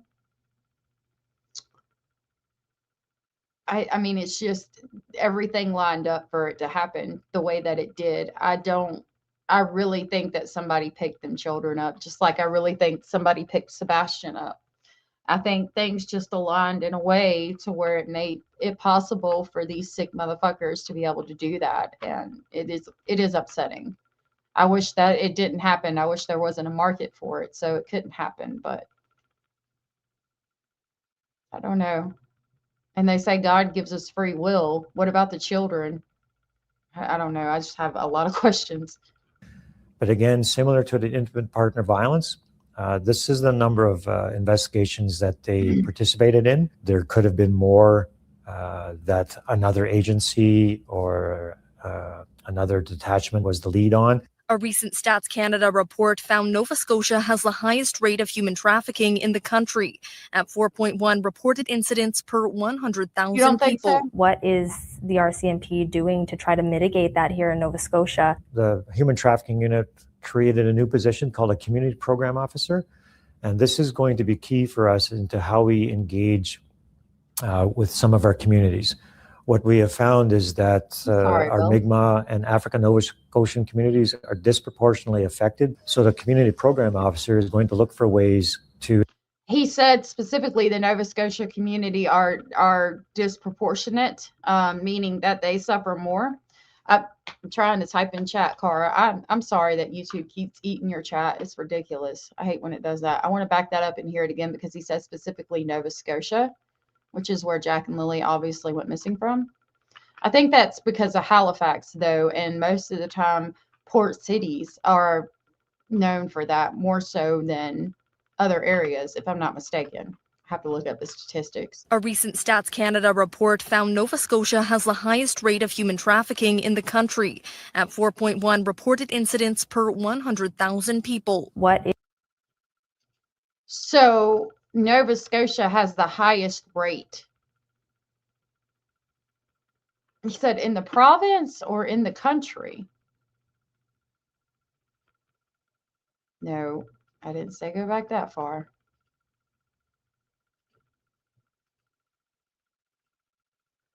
Hold on, y'all. Sorry. Busy this year was the Human Trafficking Unit. How did human trafficking... This is the number of investigations that they participated in. There could have been more that another agency or another detachment was the lead on. A recent Stats Canada report found Nova Scotia has the highest rate of human trafficking in the country. In the country. In the country. See, Parabola said it's hard to say what really happened when it seems pieces of the puzzle are missing. Yep, 100%. Boom, boom, boom, bop, bam. Lorianne feels like that they weren't trafficked. I don't know, love. Okay. I'm had your comment. Well, I went way up. Lorianne feels like they weren't trafficked. I don't know what happened. I mean, it does seem odd. I think you referenced specifically Lily screaming and them taking 2 kids. That is odd. The way Lily screamed and there being 2 children, them being out in such a rural area. I don't think it makes it impossible, though. And we have the account where somebody said they saw a woman with a gold sedan coaxing 2 children into her vehicle. The children looked older than Jack and Lily, but to be fair, I mean, I think children look older than they actually are all the time. A lot of people do. kids just look older nowadays.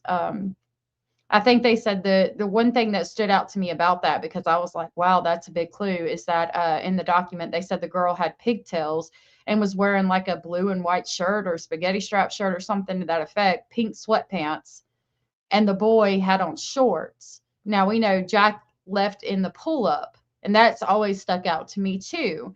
The pull-up was never located. So that tells me that they probably got in a car, because if them dogs have been out there searching and they didn't smell the pull, like that's the one thing I would think the dog would find before anything.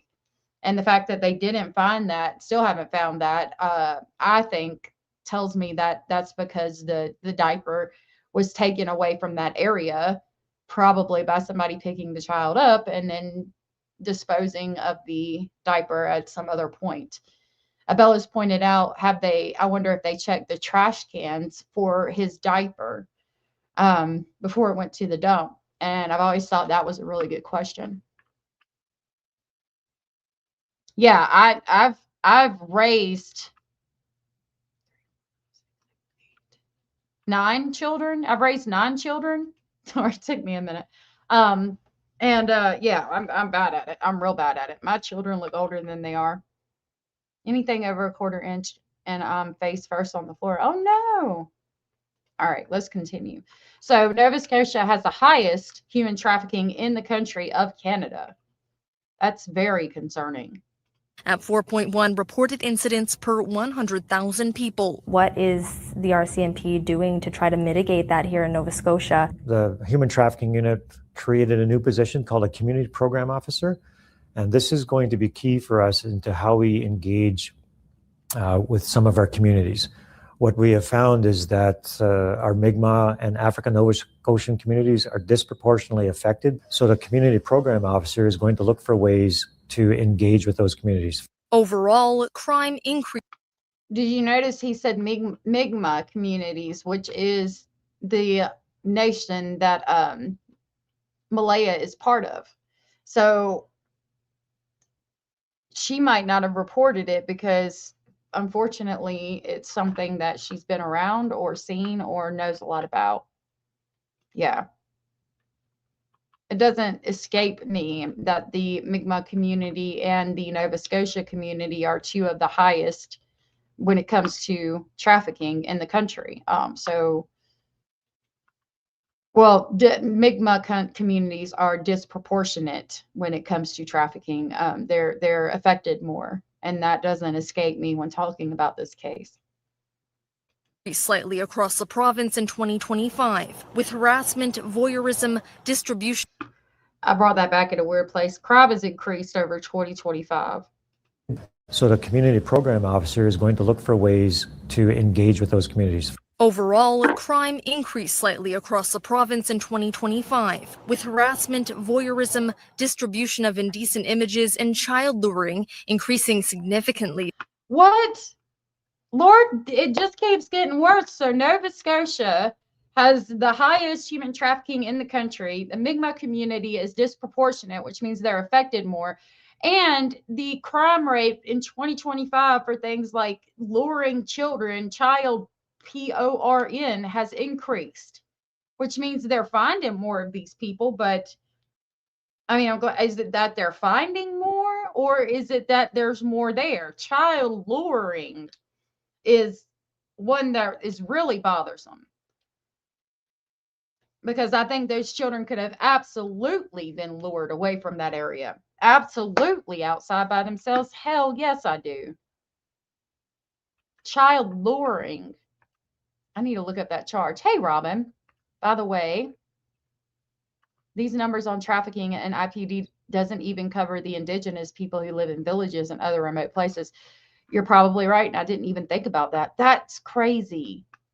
What is the definition of child luring? We need to know that to know how if it's just specifically child luring, or like trafficking could include forced labor, things like that. Hold on a minute. Child luring.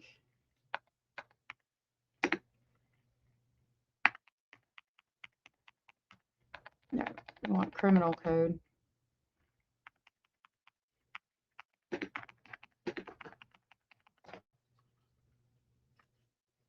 Child luring is serious offense under section involving communication with minors for the purpose of committing sexual offenses. Child luring refers to the act of using telecommunications to communicate with a person who is under the age of 18, 16, or 14, depending on the specific charge, with the intent to commit an sexual offense. This includes any form of communication that aims to facilitate sexual exploitation, child PORN, or sexual assault. So see, I'm thinking that like you're talking about, you know, the man in the white van with the puppies in the back talking about, hey, I got some puppies over here. Why don't you come check them out? And they're talking about when it comes to telecommunication devices. That's why it's important to look those up. So that's different. I don't think necessarily that Jack and Lily were telecommunicating, using a phone, an iPad to talk to somebody who picked them up. Could it be possible? Absolutely, because we don't know what happened. But I just don't see that as being related to that case specifically. Kat, good to see you.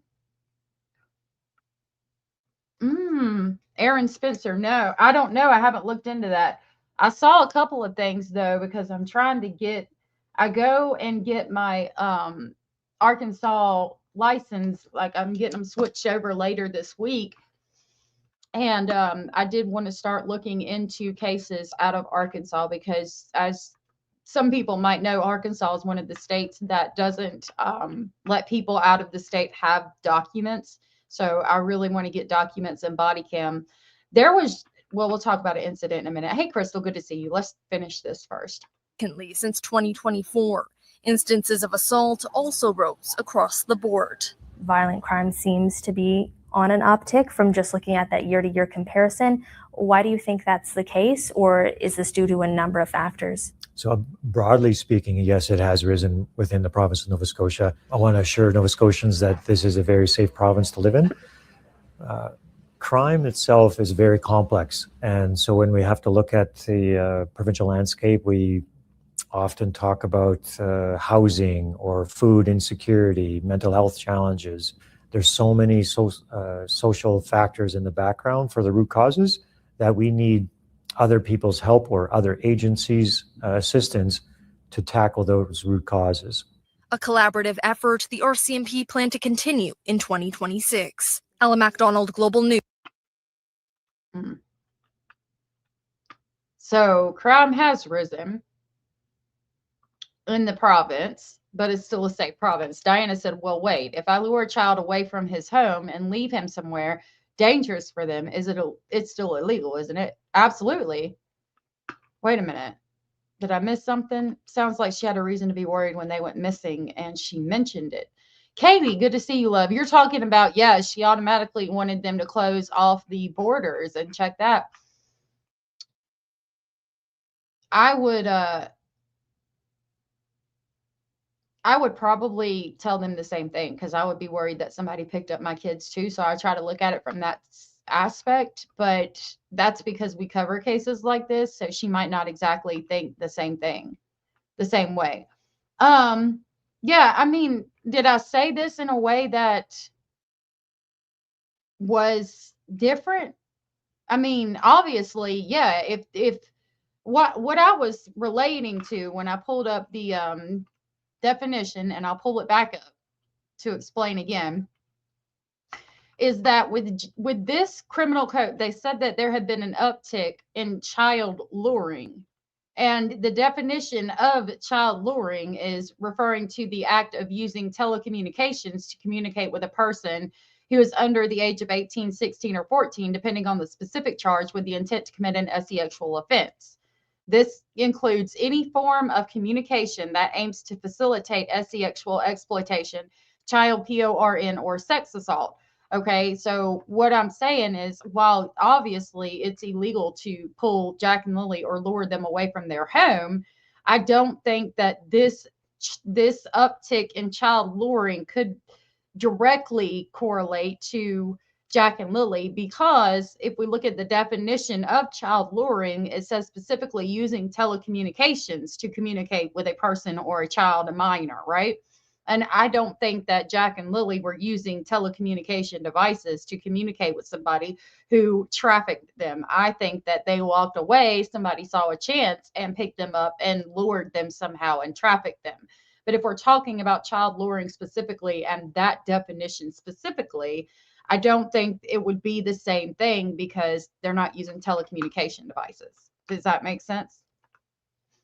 Shout the page. Pedo who was out on bond and has a daughter. Oh, yeah, I'll look into that. Thank you for that. So he killed the pred. Yeah, I'm going to show y'all about a case out of Arkansas. I saw like last night, I think. I was thinking about, but then let's talk about it. Wynter Wagner. We covered her briefly. I thought they hadn't located her or located her. We need to look that up too before we go. Let me play again what Daniel Martell said real quick before we close out this section. I think it was right here. I kind of seen it coming after, on May 3rd when she abandoned the search for the kids.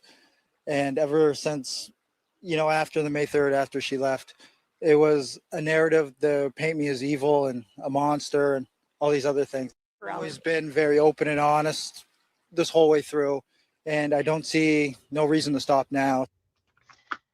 So talking about the charges and the allegations that he was abusive toward Malaya, he's saying that he knew that that was going to happen when she left, that he would be painted as mean and evil because they got in an argument and she decided to leave. And so therefore he has to be mean and evil for her to leave and then to break up and her not to want to be there because why aren't you looking for your children? And he knew it was basically going to go down that road from May 3rd. That's what that means. Yeah, no problem, Diana. They found her with a 37-year-old man states away. Thank you for that update. Let's look. Because, yeah, we need to... Yeah, we did a video on her. Okay. I think it was Wynter Wagner. So, yeah, they're talking about arrest charges coming in that case. I might be thinking about somebody else. Let me see. No. Okay. Yeah, it is the same person that I was thinking about. Oh, wait a minute. We need to go over here.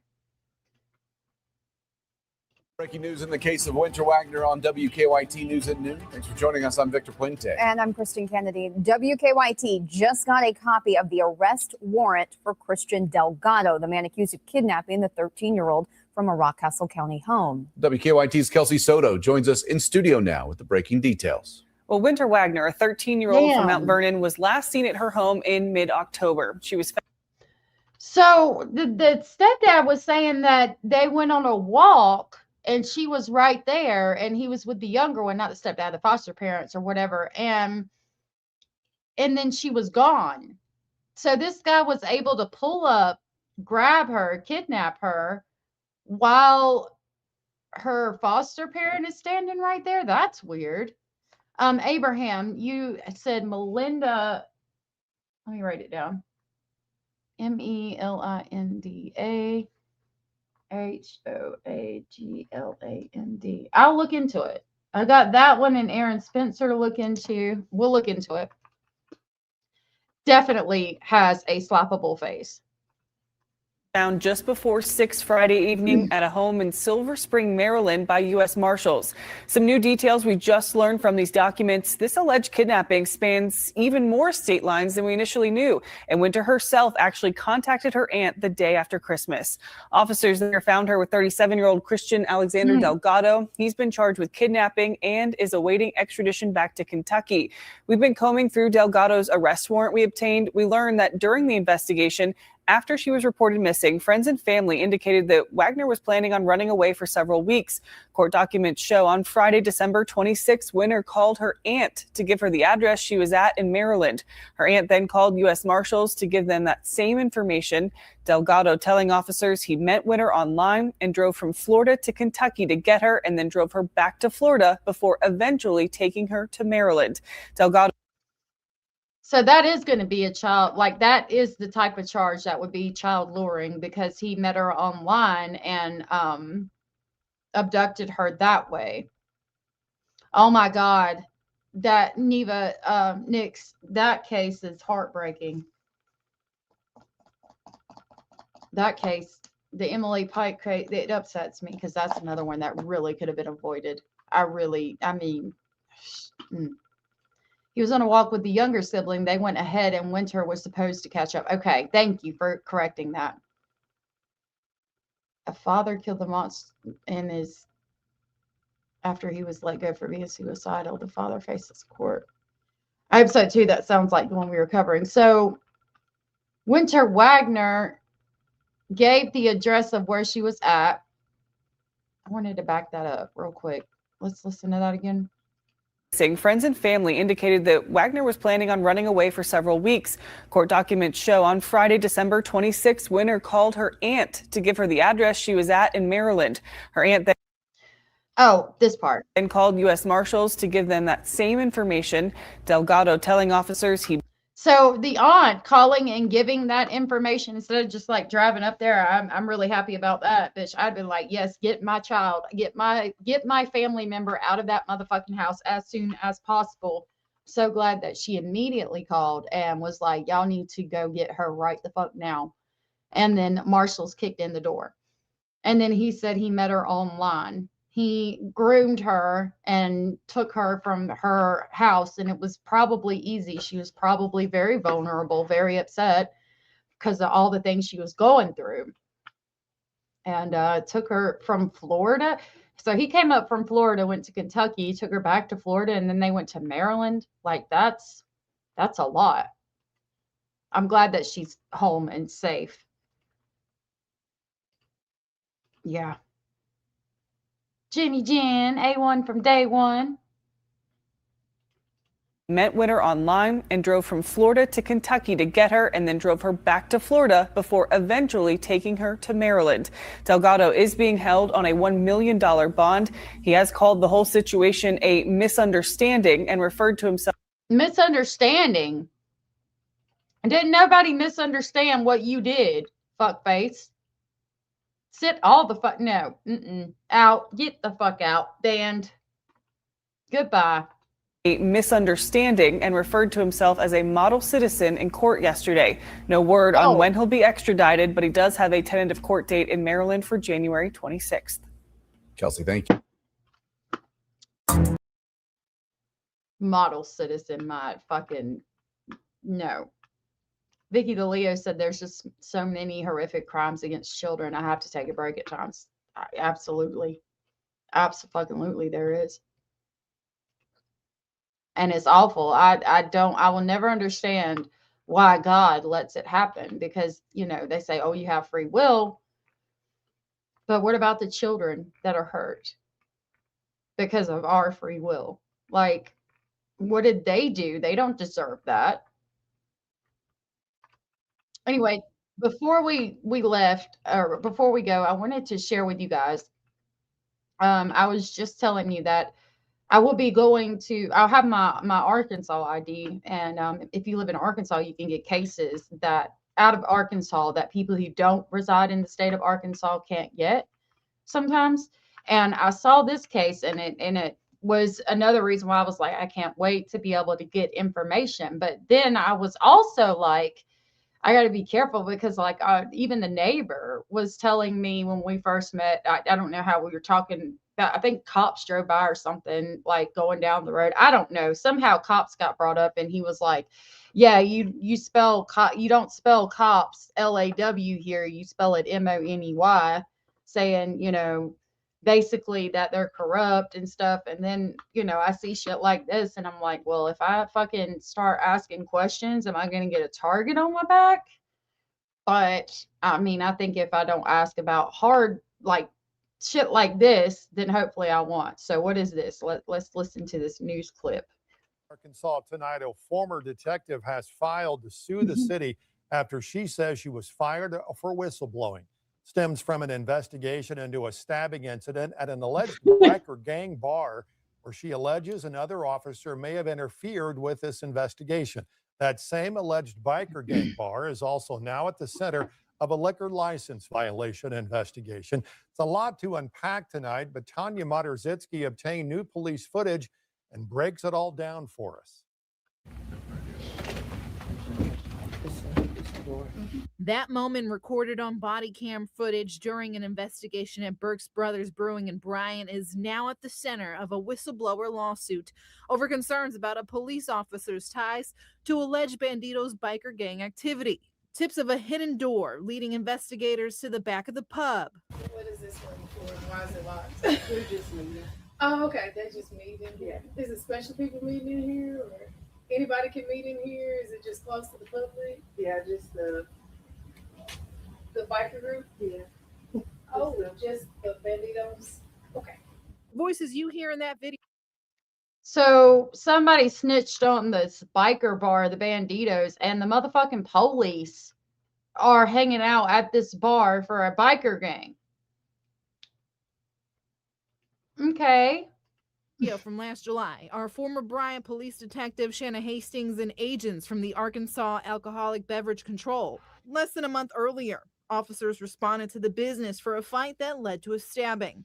Police say in a report a fight broke out between Bandito's members and two men. Investigators say one of the victims had cuts on his face and head, and in the police report, he told officers they were stabbed in the head and arm. The report says the Bandito's members left the scene, but three, including Kel Jouett, were found nearby and taken into custody. Documents say Jouett had blood on his clothing and a gun on him when he was arrested. He was arrested for second-degree battery charges that were later dropped.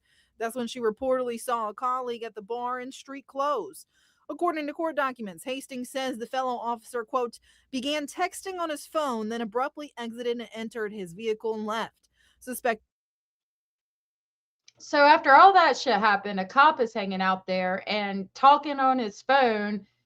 He comes to the bars, texts on his phone, and then immediately leaves and gets in his car and drives away. Like, the shit's sus. She suspected that Johnston may have been communicating with individuals associated with the establishment, which is the Bandito's bar, in real time during the inspection. That he may have been communicating with individuals associated with the establishment in real time during the investigation. She took those concerns to her superiors, and an official investigation was launched in July. It may not be that he even knows that he has some sort of affiliation with them, but the fact that they're letting him hang out, knowing he's a cop, are they using him for their benefit of, hey, we'll know if something's going on. No, it's not illegal to be a Bandito. But how would that look as an image if I were to go and join the Banditos? Right. Like, you're sitting there texting, you're an officer, and then you leave abruptly, and it's all like, are you telling them that somebody's about to come in and search? And if you're part of the Banditos and a cop, I mean, didn't we see a movie? There's been several movies anyway made about things like that happening.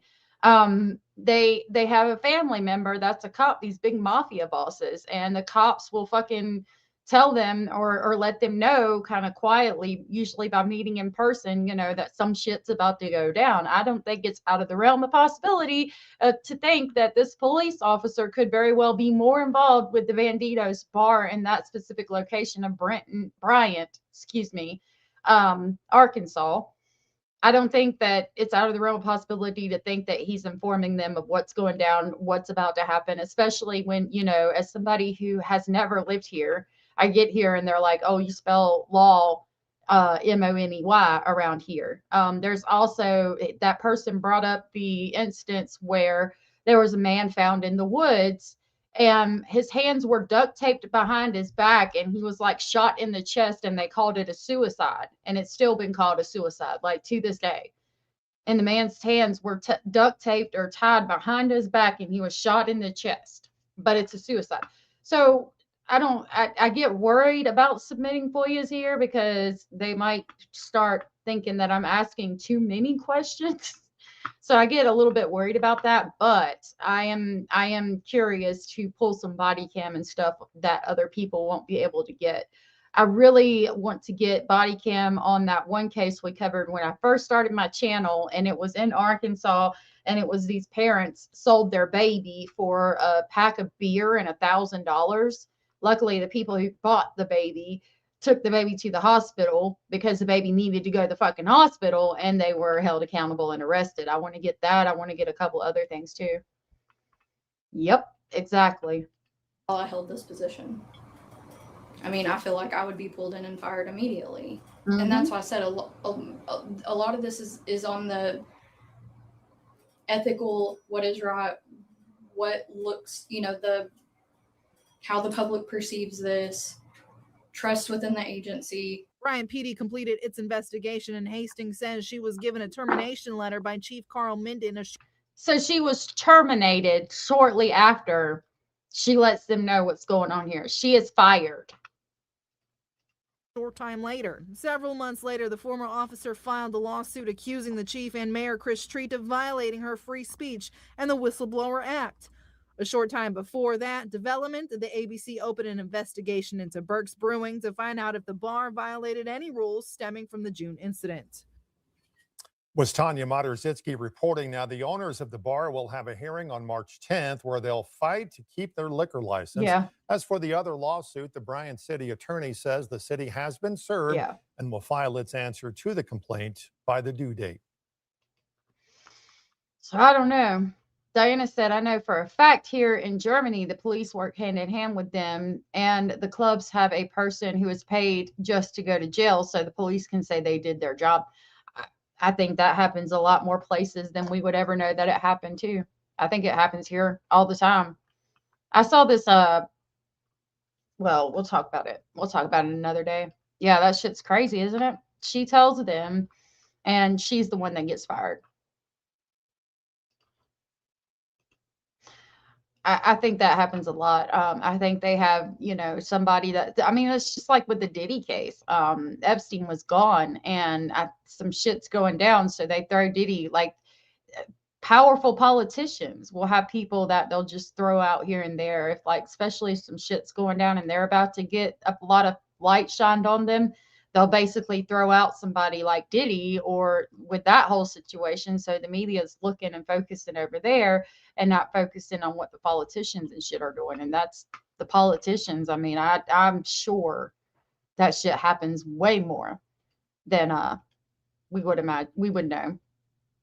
No, Jenny Jen, my love, does not live in North Carolina. She might have, but I know she doesn't now. Ocracoke is beautiful. I've been out there a couple of times when I lived in North Carolina, the first half of my life. I'm not going to name drop the club, but I know personally. I have no doubt. Please don't name drop the club. All right, y'all. I want to thank you for hanging out with me today. Thank you for being here. Thank you so much, Darzilla, again, for the $10 paying the monthly late fees. I really appreciate that. I hope that you guys, oh yeah, Anthony Bourdain. Yeah, that one is crazy. I've been down a small fraction of a rabbit hole on that, but not the whole thing. Punishment for corruption should be snipping off various parts. They need real deterrent. I don't disagree. I'll check it out too. Yeah, I love you guys. I hope that you have a good day. If nobody's told you, you are enough, you are important, you are special, and you are very much loved. And we will be back tomorrow. I think we're going to start coming at 1 o'clock, especially because my littles are going to be in school. So I think that'll give me plenty of time to, I'll accept 1 anyway. I think I like the time frame. So right now we're going to stick at 1 o'clock instead of 1:30. I think I like this. And I will see y'all tomorrow at the same time, 1 o'clock Central. That's going to be 2 o'clock Eastern and 12 o'clock Western. All right, y'all. See you tomorrow. Have a good night. Stay safe out there. Love you. Bye.